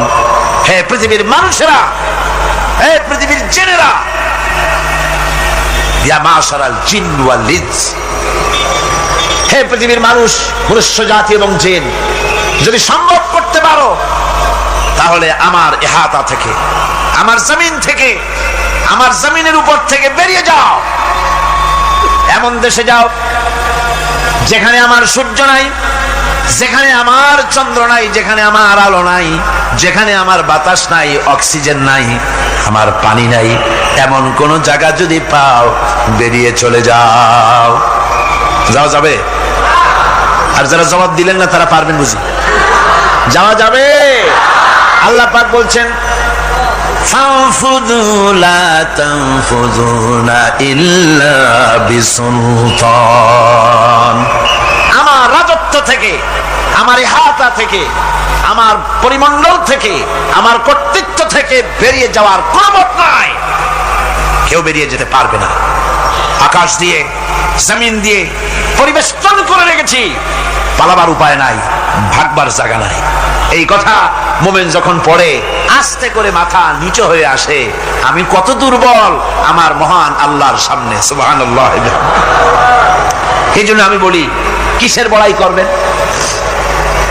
কিসের বড়াই? বিদ্যার বড়াই। কতটা বিদ্যা অর্জন করেছেন? কতটুকু শিখেছেন? আপনার থেকে আরো অনেক শিক্ষাবিদ রয়েছেন, আবার তার থেকে আরো অনেক শিক্ষাবিদ রয়েছেন। কতটুকু শিখেছেন? এখনো ছাত্র, অনেক কিছু আছে যা আপনি আজও জানতে পারেন নাই। সারা জীবন আমরা তালিবে ইলম, সারা জীবন আমরা ছাত্র। মুহাদ্দিস হন, মুফাসসির হন, প্রফেসর হন, প্রিন্সিপাল হন, যেই হন না কেন, চিকিৎসাবিদ, চিকিৎসা বিজ্ঞানী, রাষ্ট্রবিজ্ঞানী, দার্শনিক, যেই হোক না কেন, সব ছাত্র। সব কি? ছাত্র। বহু কিছু এমন আছে যা আজও মানুষ উদ্ধার করতে পারে নাই, শিখতে পারেনি। সুতরাং শিক্ষার বড়াই করো না। এরপরে অর্থের বড়াই করবা। কয়টা টাকার মালিক হয়েছে তুমি? টাকার বড়াই করে মানুষ। জিজ্ঞেস করা হয়, মিয়া সাহেব রোজা রাখেন না কেন? কয় রোজা রাখবো, চাউলের অভাব আছে নাকি? না ধানের অভাব আছে, না টাকার অভাব আছে। নাউজুবিল্লাহ। কত টাকা হয়েছে? আল্লাহ রাব্বুল আলামিন যদি ইচ্ছা করেন এমন রোগ দিয়া দিতে পারেন, হার্টের ভিতরে ক্যান্সার দিয়ে দিতে পারেন, ব্রেনের ভিতরে টিউমার দিয়ে দিতে পারেন, রক্তের ভিতরে ক্যান্সার দিয়ে দিতে পারেন, হাড়ের ভিতরে ক্যান্সার ঢুকাই দিতে পারেন। এমন রোগ হয়ে যেতে পারে ডাক্তারের 14 গোষ্ঠী গুলে খেলেও রোগ ভালো হবে না। সারা জীবন যত টাকা কামাই করেছেন, গোষ্ঠী বেচলেও ঔষধের পয়সা হবে না। পারবে কিনা আমার আল্লাহ? জোরে বলেন, পারবেন কিনা? পারবেন। প্রচন্ড ক্ষমতা। কাজী বান্দা যখন এগুলি পড়ে মাথাটা নিচু হয়ে আসে যে ক্ষমতা তো তার, বড়াই করার কোনো উপায় নাই। আমরা কিতাবের মধ্যে পড়েছিলাম, সেই আল মুস্তাতরফ একটা কিতাব ছিল, আলেমে পড়ানো হতো। মৌলানা শামসুদ্দিন সাহেব পড়েছেন নিশ্চয়ই? জি, ওলামারা পড়েছে। সেই কিতাবে আলেম ক্লাসে পড়ানো হতো তখন আমাদেরকে একটা আরবি সাহিত্য। ওই আরবি সাহিত্যের ভিতরে পড়েছিলাম, সেখানে এক জমিদার বিবাহ করেছে, তারপরে তার নবপরিণীতা স্ত্রীকে নিয়ে খেতে বসেছে। এমন সময় এক ভিক্ষুক এসেছে। জমিদার রাগ হয়ে দরজার কাছে দিয়ে বেচারাকে ধমক দিয়ে বের করে দিয়েছে, ভিক্ষা নেওয়ার আর তুমি সময় পাও না, আমি বিয়ে করেছি, নতুন বউ নিয়ে খাইতে বসছি, গলায় ধাক্কা দিয়া ফালাইয়া তারপরে তাড়াই দিছে। বাস কয়েক বছর পর এই জমিদারের জমিদারি গেল, টাকা গেল, পয়সা গেল, সব শেষ। বউ পুষবে এমন পয়সাও নাই, বউ তার থেকে বিচ্ছিন্ন হয়ে গেল, বউকে তালাক দিয়ে দিল।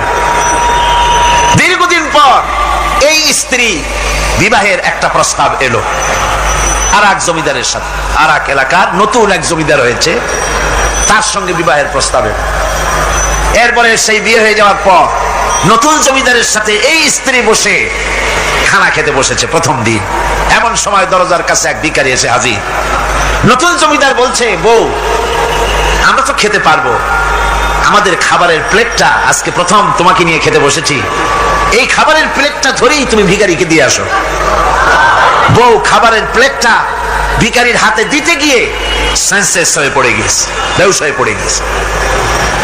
নতুন জমিদার অনেকক্ষণ অপেক্ষা করলো, বউ ফেরে না কেন, যায় দেখে বেহুশ। মুসাফির সেখানে দাঁড়ানো।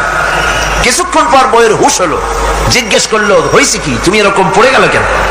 এই মুসাফিরকে দেখে বউ বলতেছে, আল্লাহর কসম, তুমি যখন আমাকে প্লেট ভরা খাবার দিয়ে পাঠাই দিলা ভিক্ষুককে দেওয়ার জন্য, যারে ভিক্ষা দিতে গেলাম আল্লাহর কসম করে বলি এ হচ্ছে আমার সেই প্রথম স্বামী। এবার ওই জমিদার বলতেছে, তুমি যেমন কসম করে বলতেছো এই হলো তোমার প্রথম স্বামী, আমিও আমার আল্লাহর নামে কসম করে বলি আমিও সেই ভিখারি যেদিন তোমরা খেতে বসেছিলে আর আমি ভিক্ষা নিতে গিয়েছিলাম আমাকে দরজা থেকে তাড়ায় দিয়েছিলে। সুতরাং বড়াই করো না, অর্থে টাকার বড়াই করো না, অহংকার করো না, স্বাস্থ্যের বড়াই করো না, স্বাস্থ্য ভালো, অহংকার করো না। আল্লাহ যদি ইচ্ছে করেন এক রাত্রের মধ্যে মাত্র আধা ঘন্টা 15 মিনিটের ভিতরে কয়েকবার পাতলা দাস্তু দিয়া জনমের মতো শেষ করে দিতে পারেন কিনা? সুতরাং মানুষ ঈমান বিল্লাহ, আল্লাহর প্রতি ঈমান মানুষকে এভাবে বিনয়ী করে দেয়। আলহামদুলিল্লাহ, অহংকার বলে কিচ্ছু থাকে না তার, সে আগে সালাম দেয়। ঈমান বিল্লাহ, যার মধ্যে ঈমান, আল্লাহর ঈমান ঢুকে যায়, তার আগে কেউ সালাম দিতে পারে না। রাসূলুল্লাহ বলেছেন যে ব্যক্তি আগে সালাম দেয় সে অহংকার মুক্ত। সুবহানাল্লাহ। এখন তো সালাম শুধু পেতে চায়। দারোগা চিন্তা করে পুলিশের আমারে সালাম দেবে, আমি ওরে সালাম দিতে যাবো কেন? ও প্রত্যেকদিন আমারে দেয় স্যালুট, আমি দেবো ওরে সালাম, একটা কথা। এসপি মনে করে ইন্সপেক্টর আমারে সালাম দিবে, আইজি মনে করে এসপি আমারে সালাম দিবে, প্রেসিডেন্ট মনে করে মন্ত্রীরা আমারে সালাম দিবে, হুজুররা মনে করে মুরিদরা আমারে আগে সালাম দিবে। না, এটা সুন্নাতের খেলাফ। রাসূলুল্লাহর আগে কেউ সালাম দিতে পারে নাই। জোরে কোন সুবহানাল্লাহ। আগে সালাম দাও।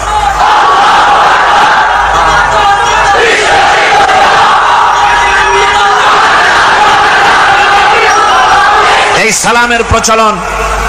সালামের প্রচলন মুসলমানদের মধ্যে বেশি বেশি হওয়া উচিত। আপনারা সালামের প্রচলন চালু করে দিবেন, বেশি করে চালু করবেন। বউরে সালাম দিবেন, বউ আপনাকে দেবে। ঘরের মধ্যে ঢুকবেন, ঢুকেই বলবেন আসসালামু আলাইকুম ওয়া রাহমাতুল্লাহি ওয়া বারাকাতুহু। বাইরের থেকে গেছেন, ঘরে ঢুকেই প্রথম সালাম দেন, বউ সালামের জবাব দেবে, বউ আপনাকে দেবে।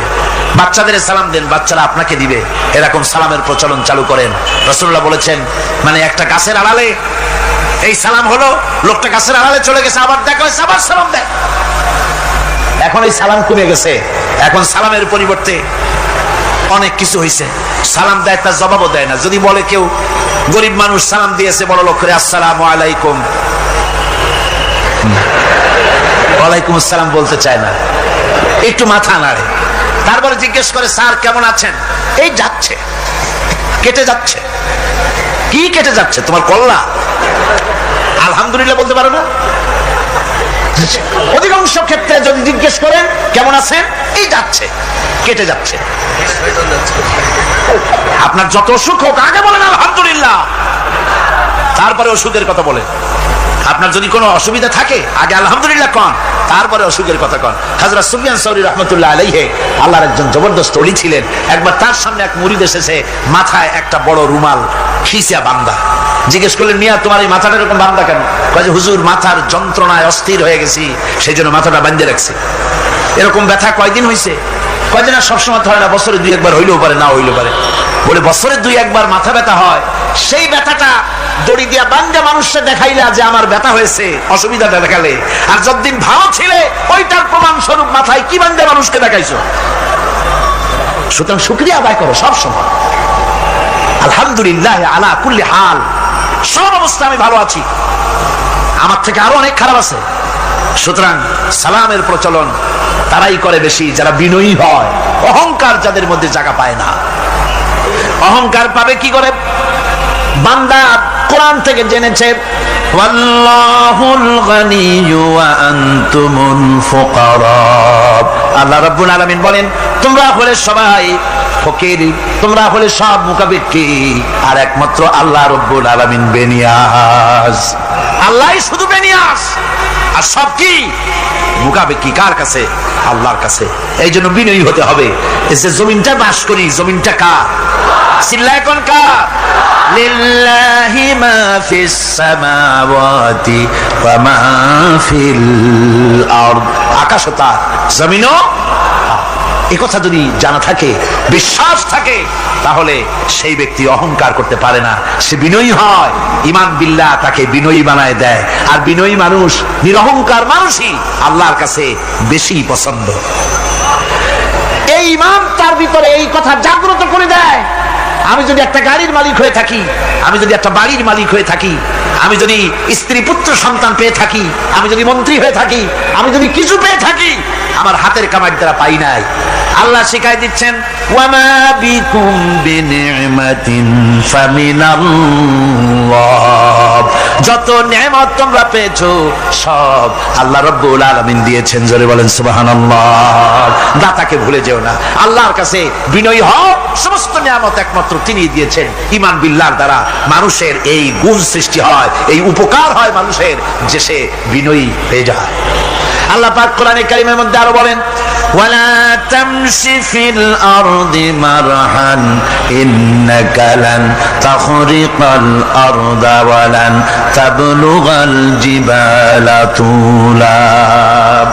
ওয়ালা তামশি ফিল আরদি মারহান, আমার এই জমিনের উপরে অহংকার করে হেঁটো না। আল্লাহ পাক নিষেধ করেছেন, জমিনের উপরে অহংকার করে হেঁটো না। এই জমিনের উপরে অহংকার করে হাঁটতে গিয়া তুমি পদাঘাত করে আমার জমিনটারে ফাটাই দিতে পারবে না। আবার অহংকার করে লাভ দিয়া আমার পাহাড়টার উচ্চতাও ছাড়াই যেতে পারবে না। যখন তুমি পাহাড়ের উচ্চতা ছাড়াতে পারবে না, যখন জমিনটারে লাথি মেরে ফাটাই দিতে পারবে না, তখন আবার অহংকারটা কিসের? কিসের অহংকার? নিজের দিকে তাকাও, তোমারে আমি বানাইছি কি দিয়া? তোমার পেটের মধ্যে কি? তোমার শরীরের মধ্যে কি? মলমূত্র দিয়ে পেটটা ভরা, আর দুনিয়ায় এসেছো এক ফোঁটা নাপাক পানি দিয়ে। যে নাপাক পানি ফোঁটা শরীর থেকে বেরিয়ে গেলে পরে গোসল ওয়াজিব হয়ে যায়, ফরজ হয়ে যায়। এমন একটা নাপাক পানি যার জন্মের উৎস, তার তো অহংকার করার শোভা পায় না। অহংকার করবেন কেবলমাত্র কে? চিল্লায় বলেন কে? হাদিসে কুদসির ভিতরে এসেছে, আল্লাহ পাক বলেছেন, অহংকার হচ্ছে আমার ইজা, অহংকার হচ্ছে আমার চাদর। যে ব্যক্তি অহংকার করে সেজন্য আমি আল্লাহর চাদর নিয়ে টানাটানি করে। জোরে কর নাউজুবিল্লাহ, চিল্লায় কর নাউজুবিল্লাহ।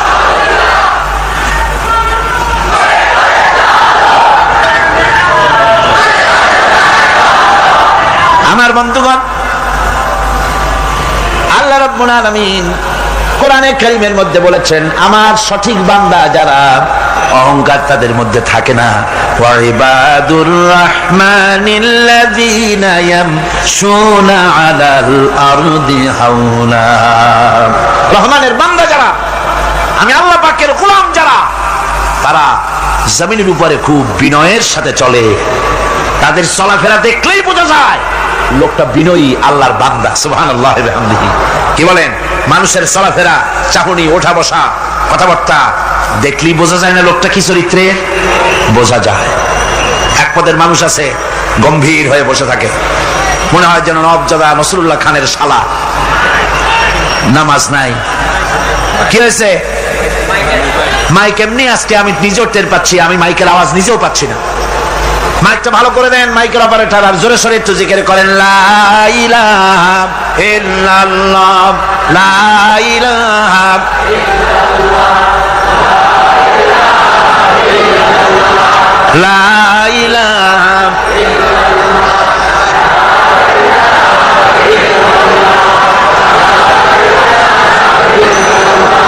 বসেন, বসুন।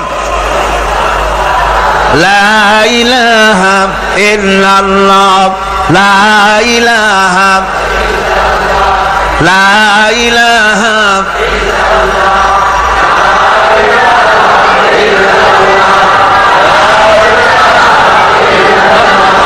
লা ইলাহা ইল্লাল্লাহ মুহাম্মাদুর রাসূলুল্লাহ। বন্ধুগণ, আল্লাহর প্রতি ঈমান আনলে পরে যে গুণ সৃষ্টি হয়, যে গুণাবলী সৃষ্টি হয়, সেই গুণের মধ্যে 2 নম্বরের গুণটা আমি বললাম, বিনয় এবং বিনম্রতা সৃষ্টি হয়, অহংকার মুক্ত হয়ে যায়। এটা হলো 2 নম্বরের উপকার। প্রথম নম্বরের উপকার হচ্ছে মর্যাদা সৃষ্টি হয়। 2 নম্বরে কি হয়? অহংকার মুক্ত হয়ে যায়। আল্লাহ রাব্বুল আলামিনের উপর ঈমান আনলে পরে ঈমান বিল্লাহ যখন এসে যায় ভিতরে, আল্লাহর প্রতি যখন ঈমান পরিপূর্ণতা লাভ করে, তখন তার 3 নম্বরের উপকার যেটা হয় সেটা হলো সে নির্ভীক হয়ে যায়, তার মধ্যে বীরত্বের সৃষ্টি হয়। জোরে বলেন আলহামদুলিল্লাহ। ঈমানদার লোক কোনোদিন কাপুরুষ হয় না, ঈমানদার লোক কাপুরুষ হয় না, বীর পুরুষ হয়। আর পৃথিবীতে কাপুরুষরা কোনো ইতিহাস সৃষ্টি করতে পারে না। বীর পুরুষ জীবনে মরে একবার, আর কাপুরুষ মরে জীবনে বারবার। পাতিশিয়ালের ডাক শুনে চিত হয়ে পড়ে, ট্রাকের টায়ার পাংচার হয়েছে, আওয়াজ শুনে হার্ট ফেল করে। এই হলো যারা নাকি ইমানের দিক থেকে দুর্বল, তাদের এই অবস্থা।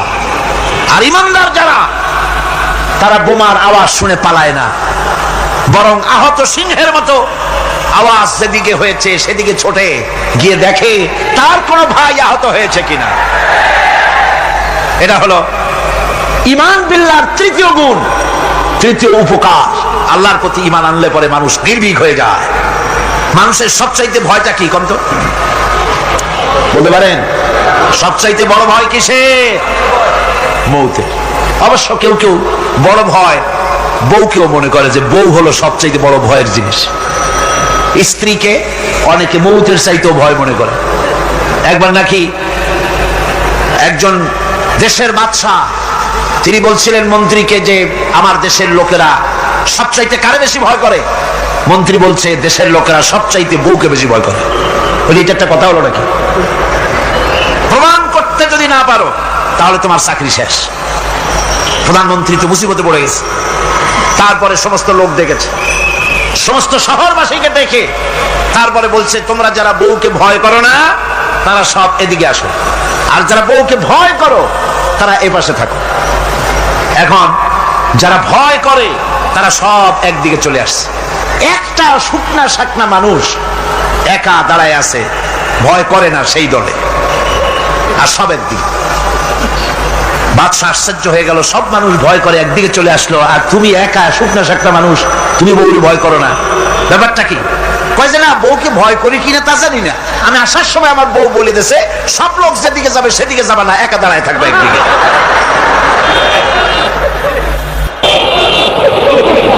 মানুষেরা ভয় করার ব্যাপারে ভয়ের নানান রকমের দিক আছে, কিন্তু প্রকৃতপক্ষে এটা একটা উপমা দিলাম আমি মাত্র। প্রকৃতপক্ষে মানুষের কাছে সবচাইতে বড় ভয় হলো মৃত্যুর ভয়। সবচাইতে ভয় কিসের ভয়? মানুষের ভিতরে যখন ঈমান বিল্লাহ এসে যায়, আল্লাহর প্রতি যখন সে পরিপূর্ণরূপে ঈমান যখন আনে, তখন তার ভিতরে এই চিন্তা আসে মৃত্যু তো আমার হবে, মৃত্যু থেকে পালাবার উপায় নাই। পালাবার উপায় যদি থাকতো তাহলে না হয় অবশ্যই ভয় পেতাম না, কিন্তু মৃত্যু থেকে তো পালাতে পারবো না, তখন কাপুরুষ হবো কেন? তখন তো বীর পুরুষের মতো জীবন দিতে হবে। কিসের মতো দিতে হবে জীবন?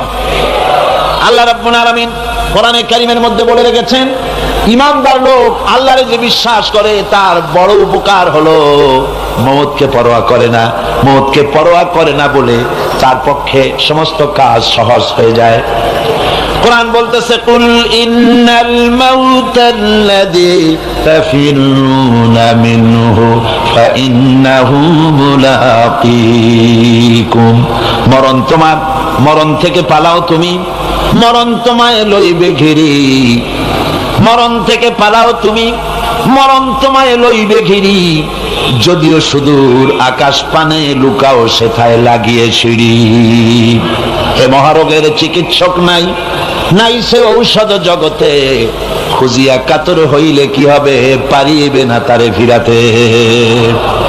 মৃত্যু আসবেই, মৃত্যুর হাত থেকে বাঁচবার কোন উপায় যখন নাই, তখন সেই মওত কাপুরুষের মওত কেন হবে? ঈমান এই উপকার করে মানুষকে, বুকটারে বড় বানায় দেয়। মানুষ শুকনা হতে পারে কিন্তু কলিজাটা বিরাট হয়, তার কলিজাটা বড় হয়ে যায়, আল্লাহর ভয় তার মধ্যে আসে। যেহেতু সে জানে কোরআনে কারীমের মধ্যে আল্লাহ পাক বলেছেন, আইনামা তাকুনু ইউদরিকুমুল মাউতু ওয়ালাউ কুনতুম ফি বুরুজিন মুশাইয়াদা। আল্লাহ পাক বলেন, দুর্ভেদ্য দুর্গের ভিতরে যদি তুমি পালায় থাকো, মৃত্যু সেখানে গিয়া তোমারে খুঁজে বের করবে, এড়াতে পারবে না। একজন তার বাড়িতে কুত্তা দিয়া বাড়ি ভরে বেড়েছে, ঘরের কুত্তা, খাটের নিচে কুত্তা, ড্রয়িং রুমের কুত্তা, বেডরুমের কুত্তা। তার বন্ধু এসে বলে, ভাই তোমার বাড়ি এত কুত্তা কেন? আগে তো তুমি এত কুত্তা পাগল ছিল না, এত কুত্তা পালতেছো কেন? কয় যে ওয়াজ শুনে আসছে। আশ্চর্য কথা, ওয়াজ শুনে তুমি কুত্তা পালা আরম্ভ করলা? কয় যে না, সব কথা শুনে নাও না আগে। বলে কি? কয় যে ওয়াজের মধ্যে শুনলাম রাসূলুল্লাহ বলেছেন যে বাড়িতে কুত্তা থাকে ঘরের মধ্যে আর প্রাণীর ছবি থাকে, ওখানে নাকি ফেরেশতা আসে না। তা আমি কুত্তা রেখে দিছি, ঘরের থেকে বাইর হই না, আজরাইল আসতেও পারবে না, আমার জানও কবজ হবে। বন্ধু ছিল খুব চালাক। বন্ধু কয় যে ও কুত্তা পালা বন্ধু, বুঝলাম আজরাইল আসবে না, কিন্তু কুত্তা কি কিয়ামত পর্যন্ত বাঁচে না মরে? কয় যে না ভাই, কুত্তা তো মরে। কয় কুত্তা মারে যে ফেরেশতায়, তোমারে মারবে সেই ফেরেশতায়। পালাবা কেমনে?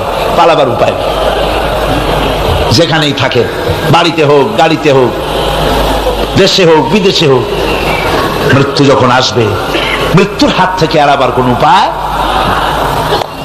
আমার বন্ধুগণ, মৃত্যু থেকে বাঁচবার কোন উপায় নাই। এই জন্য এই ক্ষণস্থায়ী জীবনের সুখময়, অনন্তকাল সুখময় জীবনকে মানুষেরা, ইমানদার লোকেরা জলাঞ্জলি দিয়ে চির সুখময় আল্লাহর জান্নাতে যাওয়ার জন্য জীবন দিতে মোটেও তাদের বাধে না। জীবন দিতে হবে আল্লাহর রাস্তায়। যখন মরবই, বাসা যখন যাবে না, বাসা কি যাবে? চিল্লায় কোন যাবে? রাসূলুল্লাহ যখন বাঁচেন নাই, কত বড় কথা! আল্লাহ রাসূল যখন বাঁচেন নাই, তো পৃথিবীতে কে বাঁচবে? রাসূলের যখন ইন্তেকাল হয়েছে, সবাইকে মরতে হবে, কোনো সন্দেহ নাই। সন্দেহ আছে? মরা লাগবে। সেই মৌতটা ঈমান বিল্লাহ, আল্লাহর প্রতি ঈমান আনলে পরে ওই মৌতের ভয় আর থাকে না। মনটা তখন নির্ভীক হয়ে যায়, সে বীর হয়ে যায়। তখন তার মন বলে, মরা যখন লাগবে, জীবনটা যিনি দিয়েছেন তার জন্য দিয়ে দেই না কেন? জীবন যিনি দিয়েছেন তার জন্য দিয়ে দেই। বদরের যুদ্ধ, রাসূল কারীম সাল্লাল্লাহু আলাইহি ওয়াসাল্লাম লোক তৈরি করতেছেন, সৈন্য রিক্রুট করতেছেন। বদরের যুদ্ধ, আমার ভাইরা, চারটিখানি কথা নয়। বদরীদেরকে আল্লাহ মাফ করে দিয়েছেন। সুবহানাল্লাহ। বদরের যুদ্ধ বড় মারাত্মক যুদ্ধ। এই জিহাদ হবে, বাপ তরবারি ধরবে ছেলের বিরুদ্ধে। মক্কা থেকে ছেলে আসছে কাফের, ছেলে তরবারি ধরবে বাপের বিরুদ্ধে, মামু ধরবে ভাইনার বিরুদ্ধে, ভাই ধরবে ভাইয়ের বিরুদ্ধে। এটা কি আপনি সোজা মনে করেন? কোন সোজা মনে করেন? আমার বন্ধুগণ, বদরের যুদ্ধ শেষ হয়ে যাওয়ার পর হযরত আবু বকর সিদ্দিক রাদিয়াল্লাহু তাআলা আনহুর সঙ্গে ছেলে আব্দুল্লাহর দেখা হয়ে গেল। ছেলে তখনও কাফের। ছেলে বলে, বাবাজি, আমার আব্বা আবু বকর বদরের প্রান্তরে, আমি আমার তরবারির সামনে আপনাকে কয়েকবার পেয়েছিলাম, কিন্তু আপনি আমার পিতা বলে আমি কিছুই করতে পারি নাই। হযরত আবু বকর বলেন, আব্দুল্লাহ রে শোনো, আল্লাহর কসম করে বলি, তুমি তো আমার তরবারির সামনে পেয়ে ছেড়ে দিয়েছো, কিন্তু আমি আমার বাবুদের কসম করে বলি, বদরের মাঠে একটি বারও যদি আবু বকরের চোখের সামনে তুমি পড়ে যেতে, আল্লাহর কসম আমার তরবারি তোমারে মাফ করে দিত না। তুমি কাফের, আমি মুসলমান। তোমার সাথে আমার সম্পর্ক পিতা পুত্রের স্নেহের সম্পর্ক হতে পারে তখন যখন আদর্শের প্রশ্ন মিল হবে, নইলে তুমি কাফের, আমি মুমিন। পিতা হিসাবে স্নেহ তোমার যেটা পাওয়া দরকার আমার কাছে, সেই স্নেহ থেকে তুমি বঞ্চিত থাকবে। এই যুদ্ধে সৈন্যদেরকে রিক্রুট করা সোজা ব্যাপার ছিল না। রাসূল সাল্লাল্লাহু আলাইহি ওয়াসাল্লাম সাহাবীদেরকে তৈরি করতেছেন জিহাদের জন্য। কিভাবে কথাটা পারবেন, হুজুর কথা গোছায় বলতেছেন। হযরত বর্ষিয়ান সাহাবী হযরত মিকদাদ রাদিয়াল্লাহু তাআলা আনহু হুজুরের অবস্থা বুঝতে পারতেছেন। হযরত মিকদাদ দাঁড়িয়ে গেলেন হুজুরকে সাহস দেওয়ার জন্য। হযরত মিকদাদ দাঁড়িয়ে গিয়ে বলছেন, ইমদি বিনা ইয়া রাসূলুল্লাহ হাইসুমা তাশা, আয় হাইসুমা আমারাকাল্লাহ। হে রাসূল, আপনি আমাদের নিয়ে চলুন যেদিকে আপনার খুশি, অর্থাৎ আল্লাহ আপনাকে আমাদেরকে নিয়ে যেদিকে যেতে বলেন সেদিকে নিয়ে যান। ইন্না লা নাকুলু লাকা কামা ক্বালা বনি ইসরাঈল লিমূসা আলাইহিস সালাম ইযহাব আনতা ওয়া রাব্বুকা ফাকাতিলা ইন্না হাহুনা কাঈদুন। আমরা মুসা আলাইহিস সালামের উম্মত না। সুবহানাল্লাহ। হুজুর কি খুশি হচ্ছেন এই বক্তৃতা শুনে, মেঘদাদের বক্তৃতা শুনে হুজুর কি খুশি হচ্ছেন। হযরত মেঘদাদ বলছেন, হুজুর আমরা মুসা আলাইহিস সালামের উম্মত না। মুসা আলাইহিস সালামের উম্মতেরা বলেছিলেন, হে মুসা তুমি আর আল্লাহ আর জিবরাইল এই তিনজনই গিয়ে ফেরাউনের মোকাবেলা করো, আমরা পারবো না।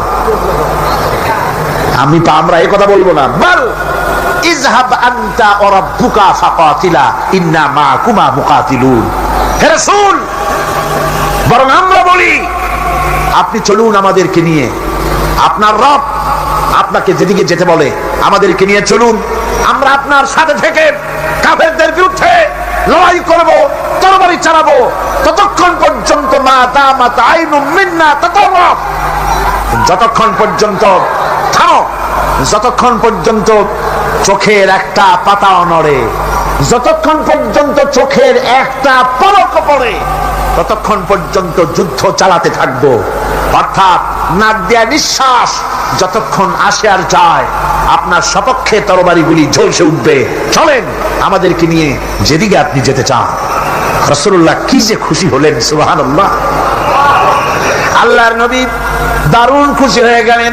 নবীজি বললেন, ও সাহাবীরা, তোমাদের মন মানসিকতা যখন এই রকম, তাহলে উমু বিনা ইলা জান্নাতিন জান্নাতুন আরদুহা কাস সামাওয়াতি ওয়াল আরদ। উমু বিনা ইলা জান্নাতিন, ওঠো চলো আমার সাথে সেই বেহেশতের দিকে, যেই বেহেশতটা ওই বিশাল আকাশের চাইতে, এই জমিনের চাইতে অনেক অনেক বড়। সেই বেহেশতে যাওয়ার জন্য চলো আমার সাথে, ওঠো দাঁড়াও। ফাকামা উমাইর বিন হামাম ওয়া কানা ইয়াকুলু তামার। হযরত উমাইর ছিলেন এক যুবক। দেখেন না এই যে যুবকরা দাঁড়ায় আছে, অনেক এইরকম একজন যুবক দাঁড়িয়ে খোরমা খাচ্ছিলেন। যুবকরা যেমন দাঁড়ায় দাঁড়ায় বাদাম খায়, ছোলা ফেলায় দেয়, ওই রকম দাঁড়িয়ে দাঁড়িয়ে তিনি খোরমা চাবাচ্ছিলেন আর খোরমার বিচিগুলি ফেলায় দিচ্ছিলেন। তিনি বললেন, অকালা বাখবাখ। হুমায়ুন বলছেন, বাখবাখ হলো আঞ্চলিক শব্দ, এর অর্থ হচ্ছে আয়ে মা আযমাহু ওয়া মা আহসানাহু। হে রাসূল, কি সুন্দর কথা আপনি বললেন, কি বড় কথা আপনি বললেন। আপনার সঙ্গে জিহাদে গেলে, শহীদ হলে এমন জান্নাত পাবো যে জান্নাতটা হবে ওই আকাশের চাইতে অনেক বড়। ওয়াল্লাহি, আল্লাহর কসম, হাত্তা আকুলাহুন্না ইন্নাহা লাহায়াতান তাবিলা। আমি যদি এই সমস্ত খোরমাগুলি খেতে যাই, তাহলে আমার হাতে যতগুলি খোরমা আছে এই সবগুলি খোরমা যদি খেতে যাই তাহলে তো বেহেশতে যেতে দেরি হয়ে যাবে। না, হাতের সবগুলি খোরমা নিক্ষেপ করে ফেলে দিয়ে জিহাদের ময়দানে ঝাঁপায় পড়লেন। আমার বন্ধুগণ, জিহাদের ময়দানে ঝাঁপায় পড়ে হযরত ওমর লড়তে লড়তে নিজে ওমর হযরত ওমরের শাহাদাত বরণ করলেন, তিনি শহীদ হয়ে গেলেন। জিহাদের শেষে যখন শাহাদায়ে বদর, যখন জানাজা হবে, একজন সাহাবী দেখিয়ে দিলেন, হুজুর এই হলো সেই ওমর যিনি জান্নাতের খোঁজ খবর শুনে হাতের খোরমাগুলি খাওয়ারও সময় পায় নাই। খোরমাগুলি সব খাইতে গেলে জান্নাতে যেতে দেরি হয়ে যাবে, এই জন্য খোরমা ফেলে দিয়ে জিহাদে অংশগ্রহণ করেছিল। এই হলো সেই ওমরের লাশ। আল্লাহর নবী হযরত ওমরের দিকে আঙ্গুল দিয়া বললেন, ওমর, যেই জান্নাতের জন্য খোরমা খাওয়ার তর তোমার সয় নাই, তাড়াতাড়ি করে এসে শহীদ হয়েছো। আমি নবী সাক্ষী দিচ্ছি, ইন্নাকা মিন আহলিহা, আমি সাক্ষ্য দিচ্ছি অবশ্যই তুমি আল্লাহর জান্নাতি, অবশ্যই তুমি বেহেশতে যাবে। সুবহানাল্লাহ, তুমি বেহেশতের অধিবাসী। সুতরাং আল্লাহর রাস্তায় যারা জীবন দেয় ঈমান বিল্লাহর কারণে, তার ভিতরে ঈমান মজবুত হয়ে যায়, মৃত্যুকে পরোয়া করে না। মৃত্যু হয় তার পায়ের বৃত্ত, মৃত্যু আমার গোলাম, মরা আমার লাগবেই। জীবনটা যিনি দিয়েছিলেন, জীবনটা তাকে দিতে, তার রাস্তায় দিতে আপত্তি আছে? চিল্লা এখন আপত্তি আছে? আমার বন্ধুগণ, আল্লাহর রাস্তায় যারা এভাবে জীবন দেয়, ওদের সম্পর্কে রব্বুল আলামিন বলেন, ওয়ালা তাহসাবান্নাল্লাযীনা কুতিলু ফি সাবিলিল্লাহি আমওয়াতান বাল আহইয়াউন ইনদা রাব্বিহিম ইউরযাকুন। যারা নাকি আমার রাস্তায় জীবন দিল, আমার রাস্তায় যারা জীবন দিয়েছে, নিহত হয়েছে, তাদেরকে তারা মৃত্যু হয় নাই, বরং তারা জীবন লাভ করেছে। এই মরণের বিনিময় আর এক জীবন তারা লাভ করেছে, যেই জীবনে তারা আল্লাহর কাছে চলে গেছে এবং রব্বুল আলামিনের কাছ থেকে তারা রিজিক প্রাপ্ত হয়। আল্লাহর কাছে তারা রিজিক পায়। আর এই মৌত হচ্ছে শ্রেষ্ঠ মৌত, শাহাদাতের মৌত। কিসের মৌত? শাহাদাতের মৌত। আমার বন্ধুগণ, জীবনের পরোয়া মুমিনের সবচাইতে বড় উপকার আল্লাহর পর ঈমান আনার। জীবনের পরোয়া সে করে না, কারণ রাসূলুল্লাহ বলেছেন শাহাদাতের মৌতের যন্ত্রণা, শরীরে যদি কেউ চিমটি কাটে, খামসি কাটে, একটা চিমটি দিলে যতটুকু ব্যথা লাগে, মৃত্যুর শাহাদাতের এই মৃত্যুর যন্ত্রণা এর থেকে বেশি কিছু না। কিতাবের ভিতরে এসেছে, ফেরাউনের স্ত্রী আসিয়া যখন ফেরাউনকে মানে নাই, শেষ পর্যন্ত ফেরাউন অর্ডার দিয়া দিল, আসিয়ারে মারো। মারার জন্য তক্তার ভিতরে হাজার হাজার প্যারাক মারো। তক্তায় প্যারাক মারা হলো, তক্তা তারে উল্টাই দিল, প্যারাক গুলো খাড়া হয়ে গেল। প্যারাক বোঝেন কিনা? প্যারাক বোঝেন? প্যারাক গুলো খাড়া হয়ে গেল। ফেরাউন বলল, এর উপরে আসিয়াকে ভুট করে শোয়াই দাও, এরপরে চতুর্দিক থেকে পিটাইতে থাকো, যতক্ষণ পর্যন্ত আমার উপরে ঈমান না আনে মারতেই থাকো। প্যারাকের উপরে নারী দেহ আসিয়াকে শোয়াই দেওয়া হলো, আর চতুর্দিক দিয়ে আঘাত করা হচ্ছে। লোহাগুলি শরীরের ভিতরে ঢুকে যাচ্ছে, শত শত লোহা শরীরের ভিতরে ঢুকে যাচ্ছে।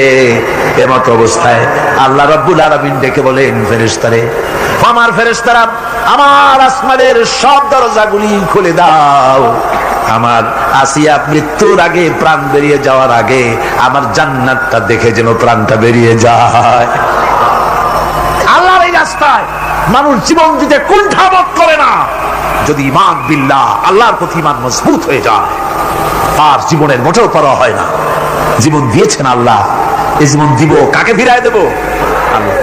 এই জন্য আল্লাহ পাক বলেছেন, ইন্নাল্লাহা ইশতারা মিনাল মুমিনিনা আনফুসাহুম ওয়া আমওয়ালাহুম বিআন্না লাহুমুল জান্নাহ। আমি আমার মুমিনের জান এবং মাল সবটা খরিদ করে নিয়েছি, বিনিময়ে মুমিনকে আমার বেহেশত দিয়ে দিয়েছি। তোমার জানটাও আমার মালটাও আল্লাহ। সুতরাং জান মাল তো আমার, আমার রাস্তায় জান দাও, মাল দাও। মুমিনের এই শক্তি বাড়ে, মুমিনের ভিতরে এই ঈমান সৃষ্টি হয়, আল্লাহর প্রতি ঈমানের কারণে নির্ভীক সে বীর হয়ে যায়। তার ধারণা এটা হয়, ঈমানের ব্যাপারে মজবুত হয় যে পৃথিবীর সমস্ত শক্তি একত্রিত হয়ে যদি আমাকে চেষ্টা করে, আমার এক গাছা পশম বাঁকা করতে পারবে না, যদি না আল্লাহর হুকুম না থাকে। সুবহানাল্লাহ। কোরআনে কারিমে রব্বুল আলামিন বলেন, ওয়া মা হুম বিদারিনা বিহি মিন আহাদিন ইল্লা বিইজনিল্লাহ। আল্লাহ রাব্বুল আলামিনের সুস্পষ্ট কথা হলো এই যে আল্লাহর বিনা অনুমতিতে কেউ তোমার কোনো ক্ষতি করতে পারবে না। জোরে কোন সুবহানাল্লাহ। কেউ ক্ষতি করতে পারবে না। আবার নির্ধারিত সময় আসার আগে মৃত্যু তোমার হবে না। মৃত্যুর যখন নির্ধারিত সময় হবে তখনই মৌত হবে, এর আগে হবে না। আল্লাহ পাক বলেছেন, ওয়া মা কানা লিনাফসিন আন তামুতা ইল্লা বিইযনিল্লাহি কিতাবাম মুআজ্জালা। আল্লাহ পাক বলেন, আমার নির্ধারিত সময় আসার আগে, এক সেকেন্ড আগে মরবে না, এক সেকেন্ড পরেও মরবে না। অনেকে বলে অমুকের অকাল মৃত্যু হয়েছে, বলে না? বলে কিনা অকাল মৃত্যু হয়েছিল? বাজে কথা। কিসের অকাল মৃত্যু? কালেই মরছে, হায়াত ওখানেই শেষ। হায়াত থাকতে এক সেকেন্ড আগে, এক সেকেন্ড পরে মৃত্যু হবে না। যখন নির্ধারিত সময় আসবে সেই সময় মরবে, আগে বা পরে মৃত্যু হবে। মৃত্যু নির্ধারিত সময়ের আগে মরবে না মানুষ, বাহানায় হোক, ওসিলায় হোক, মরণ যেখানে আছে সেখানে যাওয়াই লাগবে। এই জন্যে কবি বলছেন, দো চিজ আজ দো চিজ কাসাদ জোরে জোর একে আবেদানা দিগার খাকে গোর। দুটি জিনিস মানুষকে টানে, একটা হলো খাদ্য আর একটা হলো মৃত্যু। খাবার যেখানে আছে সেখানে যেতেই হবে, আর মৃত্যু যেখানে আছে সেখানেও যেতে হবে। কোরআনে কারিমে রব্বুল আলামিন বলেন, কুল লাউ কুনতুম ফি বুয়ুতিকুম লাবারাজাল্লাযীনা কুতিবা আলাইহিমুল কাতলু ইলা মাদাজিহিম। আল্লাহ পাক বলেন, হে নবী তুমি বলে দাও, তুমি শোনায় দাও, যাদের ভাগ্যে নিহত হওয়া আছে তারা যদি তাদের বিছানায় শুয়েও থাকে, প্রকোষ্ঠের ভিতরে থাকে, মৃত্যু সেখানে গিয়ে হাজির হবে, ওখানেই মৃত্যু হয়ে যাবে। মৃত্যুর সময় আসতে পরে মানুষকে মোটেই সময় দেওয়া হবে না, সময় যখন আসবে সময় মতো তাকে বিদায় নিতে হবে। সুতরাং ঈমান, আল্লাহর প্রতি ঈমান আনলে পরে মানুষের ভিতরে নির্ভীকতার সৃষ্টি হয়, সে কাউকে পরোয়া করে না আল্লাহ ছাড়া। চিল্লায় কন সুবহানাল্লাহ, আরো জোরে বলেন সুবহানাল্লাহ। সাহস, বুক ভরা সাহস তার মধ্যে আসবে।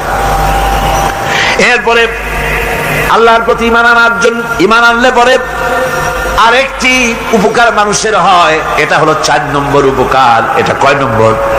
4 নম্বরের উপকার হলো আল্লাহর প্রতি মানসিক প্রশান্তি আসে।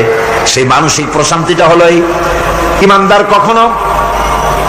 কখনো হতাশ হয় না, ইমানদার কখনো হতাশায় ভোগে না, নিরাশায় ভোগে না।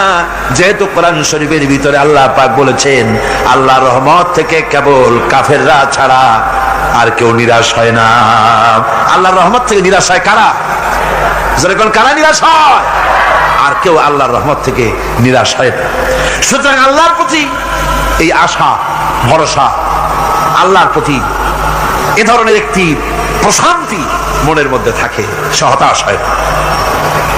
কারণ আল্লাহর প্রতি ঈমান আশায় তার বুক বেঁধে দেয়। আল্লাহ পাক কোরআনে কারীমের মধ্যে বলেছেন, আল্লাযী খালাকানি ফাহুয়া ইয়াহদিন। আল্লাহ ইব্রাহিম আলাইহিস সালামের মুখ দিয়ে কথা বলেছেন, আল্লাহ হচ্ছেন তিনি যিনি আমাকে সৃষ্টি করেছেন আর আমার হেদায়েতের রাস্তাও তিনি দেখিয়ে দিয়েছেন। ওয়াল্লাযী হুয়া ইউতঈমুনি ওয়া ইয়াসকিন। আর আমি যখন ক্ষুধার্ত হই তিনি আমারে খাওয়ান, আর আমি যখন তৃষ্ণার্ত হই তিনি আমারে পান করান। কে খাওয়ান? কে খাওয়ান আর পান করান কে? আল্লাহ পাক বলেন, ওয়াইদা মারিতু ফাহুয়া ইয়াশফিন। ইব্রাহিম আলাইহিস সালামকে দিয়ে আল্লাহ এই কথাও বলালেন, আমি যখন অসুস্থ হই আমারে রোগ মুক্ত কে করে দেয়? বলেন না, কে করে দেয়? আল্লাহ রাব্বুল আলামিন রোগ মুক্ত করে দেন। হযরত আইয়ুব আলাইহিস সালামের ঘটনা কোরআনে কারীমের মধ্যে আল্লাহ রাব্বুল আলামিন উঠায় দিয়েছেন, বলে দিয়েছেন, যাতে করে মুমিনেরা মনের মধ্যে আল্লাহর প্রতি আশা ভরসা আনতে পারে। রোগ হয়েছে হযরত আইয়ুব আলাইহিস সালামের, এত অসুখ, অসুখে, রোগে, শোকে আত্মীয় স্বজন, স্ত্রী, পুত্র, পরিজন সব তারে ছেড়ে গেল, গায়ে পোকা হয়ে গিয়েছে। 1 বছর 2 বছর নয়, বছরের পর বছর ধরে রোগাক্রান্ত অবস্থায় আইয়ুব আলাইহিস সালাম আছেন। এবার সমস্ত শরীর ছেড়ে জিহ্বার মধ্যে পোকা হওয়া শুরু হয়ে গেছে। হযরত আইয়ুব আলাইহিস সালাম জিহ্বায় যখন পোকা শুরু হয়ে গেল, আল্লাহর দরবারে তখন তিনি ফরিয়াদ করে বলেছিলেন, রব্বুল আলামিন, সারা শরীরে পোকা ধরলো, শরীর জড়া হয়ে গেল, রোগে শোকে শেষ হয়ে গেলাম, কোনো শিকায়ত করি নাই, এবার তো কথা না বলে পারি না, মাবুদ তুমি দয়া করে আমার জিহ্বায় পোকা দিও না, আমার জিহ্বাটা পোকা ধরেছে, দয়া করে পোকা জিহ্বায় দিও না, কারণ আমার জিহ্বায় যদি পোকা হয়ে যায় তাহলে তোমার মতো আল্লাহর জিকির আমি কি দিয়া করব? আমার জিহ্বাটা ভালো রাখো আল্লাহ। হযরত আইয়ুব আলাইহিস সালাম পড়েছিলেন, আন্নী মাসানি আদ-দুররু ওয়া আনতা আরহামুর রাহিমিন। আয় আল্লাহ, আমি রোগাক্রান্ত হয়ে পড়েছি আর তুমি তো রহমান রহিম। দোয়া মঞ্জুর হলো, আল্লাহ পাক আইয়ুব আলাইহিস সালামকে রোগ মুক্ত করে দিলেন। রোগ হলে পরে কে সেরে দেয়? কে সেরে দেয়? আল্লাহর প্রতি এই আশা, এই ভরসা, এই চিন্তা থাকতে হবে। আল্লাহ পাক বলেন, যখন আইয়ুব আমার কাছে দোয়া করলো আমিও জবাব দিয়া দিলাম। কোন সুবহানাল্লাহ। আল্লাহ পাক বলেন ফাকাশাফনা মা বিহি মিন দুররিন ওয়া আতাইনাহু আহলাহু ওয়া মিসলাহুম মাআহুম রাহমাতাম মিন ইনদিনা। আমি তার কষ্ট দূর করে দিলাম, তার হারানো স্বাস্থ্য ফিরাই দিলাম এবং তার সাথী সঙ্গীদেরকে আমার পক্ষ থেকে আমার রহমত দিয়ে তার কাছে সব আবার আমি ফিরাইয়া দিলাম। সুতরাং মুমিন ব্যক্তি কখনো হতাশ হবে না। চতুর্দিকে দেখে বিপদ আর বিপদ, এই বিপদে সে হতাশ হয় না, আশায় বুক বেঁধে থাকে। নিরাশার আধারে তুমি হে আশার নূর, যেখানে বেরোবার কোনো পথ নাই সেখান থেকে পথ বের করে দেয় কে? চিল্লায় কোন কে দেয়? আমার আল্লাহ পাক। দেখেন হযরত ইউসুফ আলাইহিস সালাম হারায় গেলেন, মানে তার 11 ভাই ইউসুফ আলাইহিস সালামকে কুয়ার মধ্যে ফেলাই দিলেন। আর এসে তারা বলল যে ইউসুফ আলাইহিস সালামকে বাঘে খায়া ফেলেছে। এটা কি গল্প নাকি? এটা কোথায় আছে? কোরআন শরীফের মধ্যে আছে। ওই 11 ভাই মনে করেছিল ইউসুফ আলাইহিস সালামকে কুয়ার মধ্যে ফেলাই দিলাম, এ কুয়ার মধ্যে পচে মরবে, শেষ হয়ে যাবে। কিন্তু ওই 11 ভাই জানে না এটা কোনো কুয়া নয়, এটা হলো একটা সুড়ঙ্গ পথ, এটা হলো একটা টানেল। এক মুখে ইউসুফকে ফেলাই দিল 11 ভাই, কুয়ার আরেক মুখ থেকে আল্লাহ হযরত ইউসুফকে বের করে মিশরের সিংহাসনে বসাইয়া দিলেন। ওরা বোঝে না, তাই চিরকাল পাপীরা আল্লাহর বান্দাদেরকে, আল্লাহর দ্বীনের গোলামদেরকে অত্যাচার করে, মনে করে শেষ করে ভালাবো, কিন্তু শেষ আল্লাহর গোলামেরা হয় না, ওরাই শেষ হয়। ঠিক কিনা কর? জোরে বলেন ঠিক কিনা? ভাইরা আমার, হযরত ইয়াকুব আলাইহিস সালাম ছেলের চিন্তায় চিন্তায় চোখ দুটো অন্ধ হয়ে গেছে, কাঁদতে কাঁদতে চোখ অন্ধ হয়ে গেছে। কিন্তু হতাশ হন নাই, কারণ হতাশ হবে কেবলমাত্র কাফেরেরা। হতাশ হয় কারা? আল্লাহ বলেছেন হতাশ হয় কাফের, ইমানদার কখনো হতাশ হয় না। হযরত ইয়াকুব আলাইহিস সালাম ছেলে হারাইয়া কি বলতেছেন শোনেন। আল্লাহ তার কথা কোরআনে কারীমের ভিতরে আল্লাহ কি সুন্দর করে উঠায় দিয়েছেন। হযরত ইয়াকুব পড়তেছেন ফাসাবরুন জামিলুন আসাল্লাহু আইয়াতিয়ানি বিহিম জামিআন ইন্নাহু হুয়াল আলিমুল হাকীম। ফাসাবরুন জামিল, ধৈর্য ধারণ করাই এখন আমার জন্য উত্তম। আমি এখন ধৈর্য ধারণ করব, হয়তো শীঘ্রই আল্লাহ আমার যাদের হারাইছি তাদের সকলকে আল্লাহ আমার কাছে ফিরিয়ে দিবেন। তিনি সুবিজ্ঞ, তিনি প্রচন্ড ক্ষমতার মালিক। আশায় বুক বেঁধে থাকলেন তিনি। আর ইউসুফ আলাইহিস সালাম আজকে প্রেসিডেন্ট, তিনি মিশরের কি তিনি 11 ভাই গেছে সেইখানে খাবার আনার জন্য। হযরত ইউসুফ আলাইহিস সালামের চিনতে কোনো কষ্ট হয় নাই, ওরা তো চেনে নাই, কিন্তু ইউসুফ আলাইহিস সালাম চিনে ফেলেছেন। হযরত ইউসুফ কোনো প্রতিশোধ নিলেন না। হযরত ইউসুফ পরিচয় দিলেন আর বললেন ভয় পাইও না, খাদ্য তোমাদেরকে দিয়া দিব। তোমাদের ব্যাপারে আমার বক্তব্য হচ্ছে লা তাসরিবা আলাইকুমুল ইয়াউম, তোমাদের বিরুদ্ধে আমার কোনো ক্ষোভ নাই, বিদ্বেষ নাই, মাফ করে দিলাম। এই জামাটা নিয়ে যাও, আমার আব্বার জন্য এই জামাটা নিয়ে যাও। জামা নিয়ে যাচ্ছে মিশর থেকে। কোথায় কেনান, কোথায় মিশর? মিশর থেকে ইউসুফ আলাইহিস সালামের জামা নিয়ে ছেলেরা কেনানের দিকে যাচ্ছে। আর এদিকে হযরত ইয়াকুব বলতেছেন আমি যেন আমার নাকের ভিতরে ইউসুফের গন্ধ পেতেছি। সুবহানাল্লাহ। জামা চলে এলো, চোখের উপরে তিনি রাখলেন, আল্লাহ চোখ ভালো করে দিলেন। সুবহানাল্লাহ। ভাইরা আমার, এই জন্য যারা নাকি যারা আল্লাহর উপরে ভরসা করে, আল্লাহর ঈমান যাদের মধ্যে এসে যায়, ঈমান বিল্লাহর বড় উপকার হলো সে হতাশ হয় না। যত বড় বিপদ হোক হতাশ হয় না। দেখেন ইউসুফ আলাইহিস সালামকে কেমন করে জুলাইখা ঘেরাও করে ফেলে দিয়েছে। দরজা বন্ধ, তালা বন্ধ, জানালা বন্ধ, সিটকানি মারা, খিল মারা, তালা দেওয়া, বেরোবার কোনো পথ নাই। চতুর্দিকে নগ্ন চিত্র। এবার জুলাইখার কুপ্রবৃত্তিকে চরিতার্থ করতে হবে, খারাপ কাজ করতে হবে, বেরোবার পথ নাই। হযরত ইউসুফ আলাইহিস সালাম তিনি জানেন দরজা সব বন্ধ, পালাবার পথ নাই, কিন্তু আল্লাহ রাব্বুল আলামিনকে তিনি ভয় করলেন। যুবক মানুষ, আল্লাহ রাব্বুল আলামিনকে ভয় করলেন। রব্বুল আলামিনকে ভয় করে তিনি তালাবদ্ধ দরজার দিকে দৌড় মারলেন, রব্বুল আলামিন আপন কুদরতে সবগুলি দরজা খুলে দিলেন। ওয়া মান ইয়াত্তাকিল্লাহা ইয়াজআল লাহু মাখরাজা। যে ব্যক্তি আমারে ভয় করে, আমার পথে চলতে চায়, আমি রাস্তা খুলে দেই। সুবহানাল্লাহ ওয়া বিহামদিহি। সুতরাং ইমানে বুক বাঁধো জওয়ানেরা, তরুণেরা, হতাশ হওয়ার কোনো কারণ নাই, আশায় বুক বেঁধে থাকো। আপনারা বলেন, এই পৃথিবীতে ইউনূস আলাইহিস সালাম যে বিপদে পড়ছিলেন, এর চাইতে বড় বিপদ পৃথিবীতে কিছু হতে পারে? আপনাদের চিন্তায় বুঝি পারে? এই দিকের লোকেরা কথাই কয় না উঠে। কি বলেন, পারে?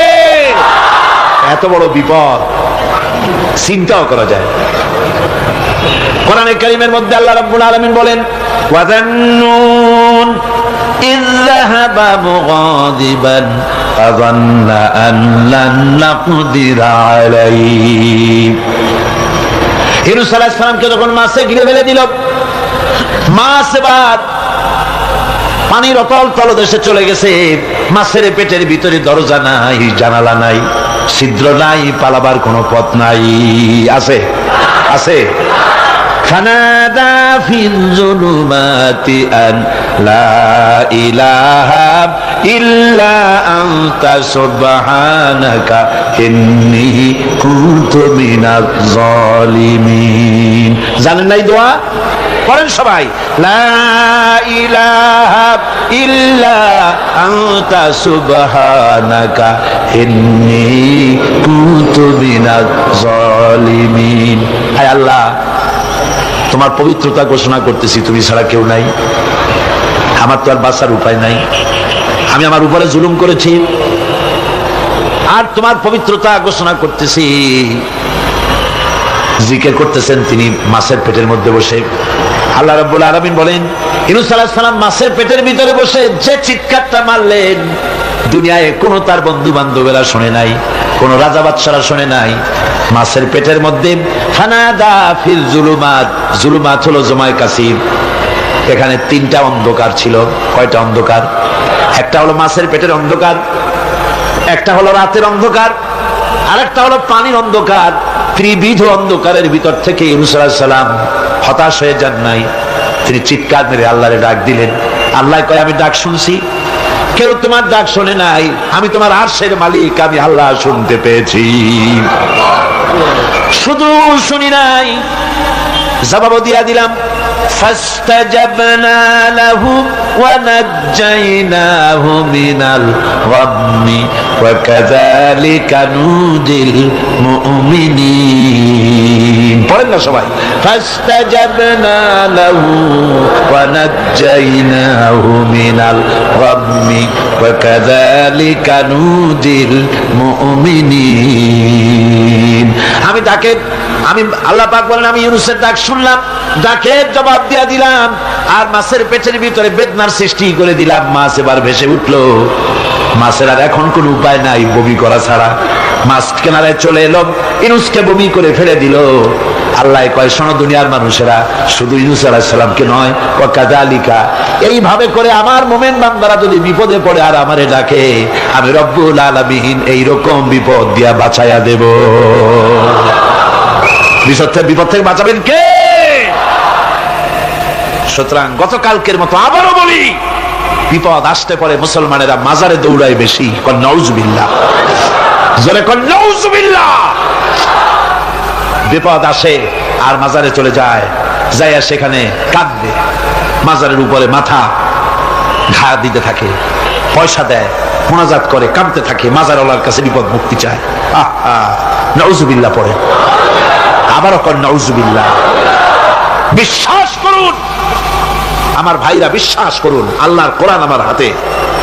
মাজারওয়ালার কাছে কানলে পরে ওই মাজারে যিনি শুয়ে আছেন, আল্লাহর কসম, তার কোনো ক্ষমতা নাই আপনাকে বিপদ থেকে বাঁচাতে পারে। আছে ক্ষমতা? জোরে বলেন, আছে? বিপদ থেকে বাঁচাবে কে? কে বাঁচাবে? সমস্ত প্রশংসা, যাবতীয় প্রশংসা সে আল্লাহ পাকের, যিনি তামাম জাহানের পালনেওয়ালা রব। ইনশাআল্লাহ বাকি কথা আগামী কাল বলবো ইনশাআল্লাহ। সকালে বলেন ইনশাআল্লাহ। মুনাজাতের জন্য দাঁড়ানো ভাইরা সব বসেন। যত লোক দাঁড়িয়ে আছেন সবাই বসেন। প্রথম দিনের মুনাজাত আল্লাহ পাকের দরবারে সব বসেন, মহব্বতের সাথে বসেন আর একটু জিকির করেন লা ইলাহা ইল্লাল্লাহ। আল্লাহুম্মা আমিন। ربنا ظلمنا أنفسنا وإن لم تغفر لنا وترحمنا لنكونن من الخاسرين ربنا لا تزغ قلوبنا بعد إذ هديتنا وهب لنا من لدنك رحمة إنك أنت الوهاب। হায় আল্লাহ তাআলা, এই বিশাল জনসমুদ্র নিয়ে তোমার দরবারে হাত তুলেছি। কোরআনে কারীমের তাফসীরের মাহফিল আজকের এই প্রথম দিবসে তোমার কোরআন থেকে যে আলোচনা আমরা করেছি, এতে তুমি দয়া করে যে সওয়াব দিয়েছো, মেহেরবানি করে সওয়াবটুকু রাসূল করিম সাল্লাল্লাহু আলাইহি ওয়াসাল্লামের রূহ মুবারকে পৌঁছায় দাও। तमाम পৃথিবীর মাটির নিচে যত মুমিন মুমিনাত শুয়ে আছে তাদের আরওয়াহের পরে সওয়াব পৌঁছায় দাও। আয় আল্লাহ তাআলা, এই বিশাল মাহফিলের আয়োজন যারা করেছেন আল্লাহ পাক তুমি তাদেরকে কোরআনের খাদেম বানায়া দাও। বাস্তব জীবনে কোরআন আমল করার তৌফিক তুমি দয়া করে দান করে দাও। আয় আল্লাহ তাআলা, আয় আল্লাহ তাআলা, আজকে যারা ইসলাম কবুল করলেন, নিজের বাপ দাদার ধর্ম পরিত্যাগ করে যারা মুসলমান হলেন, আয় আল্লাহ পাক তোমার দ্বীনের খাদেম তারা হতে পারে তৌফিক তাদেরকে দিয়ে দাও। সুবহান রাব্বিকা রাব্বিল ইজ্জাতি আম্মা ইয়াসিফুন ওয়া সালামুন আলাল মুরসালিন আলহামদুলিল্লাহি রাব্বিল আলামিন ওয়া জাআলা আখিরা কালিমাতিন ইনদাল মাউত লা ইলাহা ইল্লাল্লাহু মুহাম্মাদুর রাসূলুল্লাহ। আসসালামু আলাইকুম ওয়া রাহমাতুল্লাহ।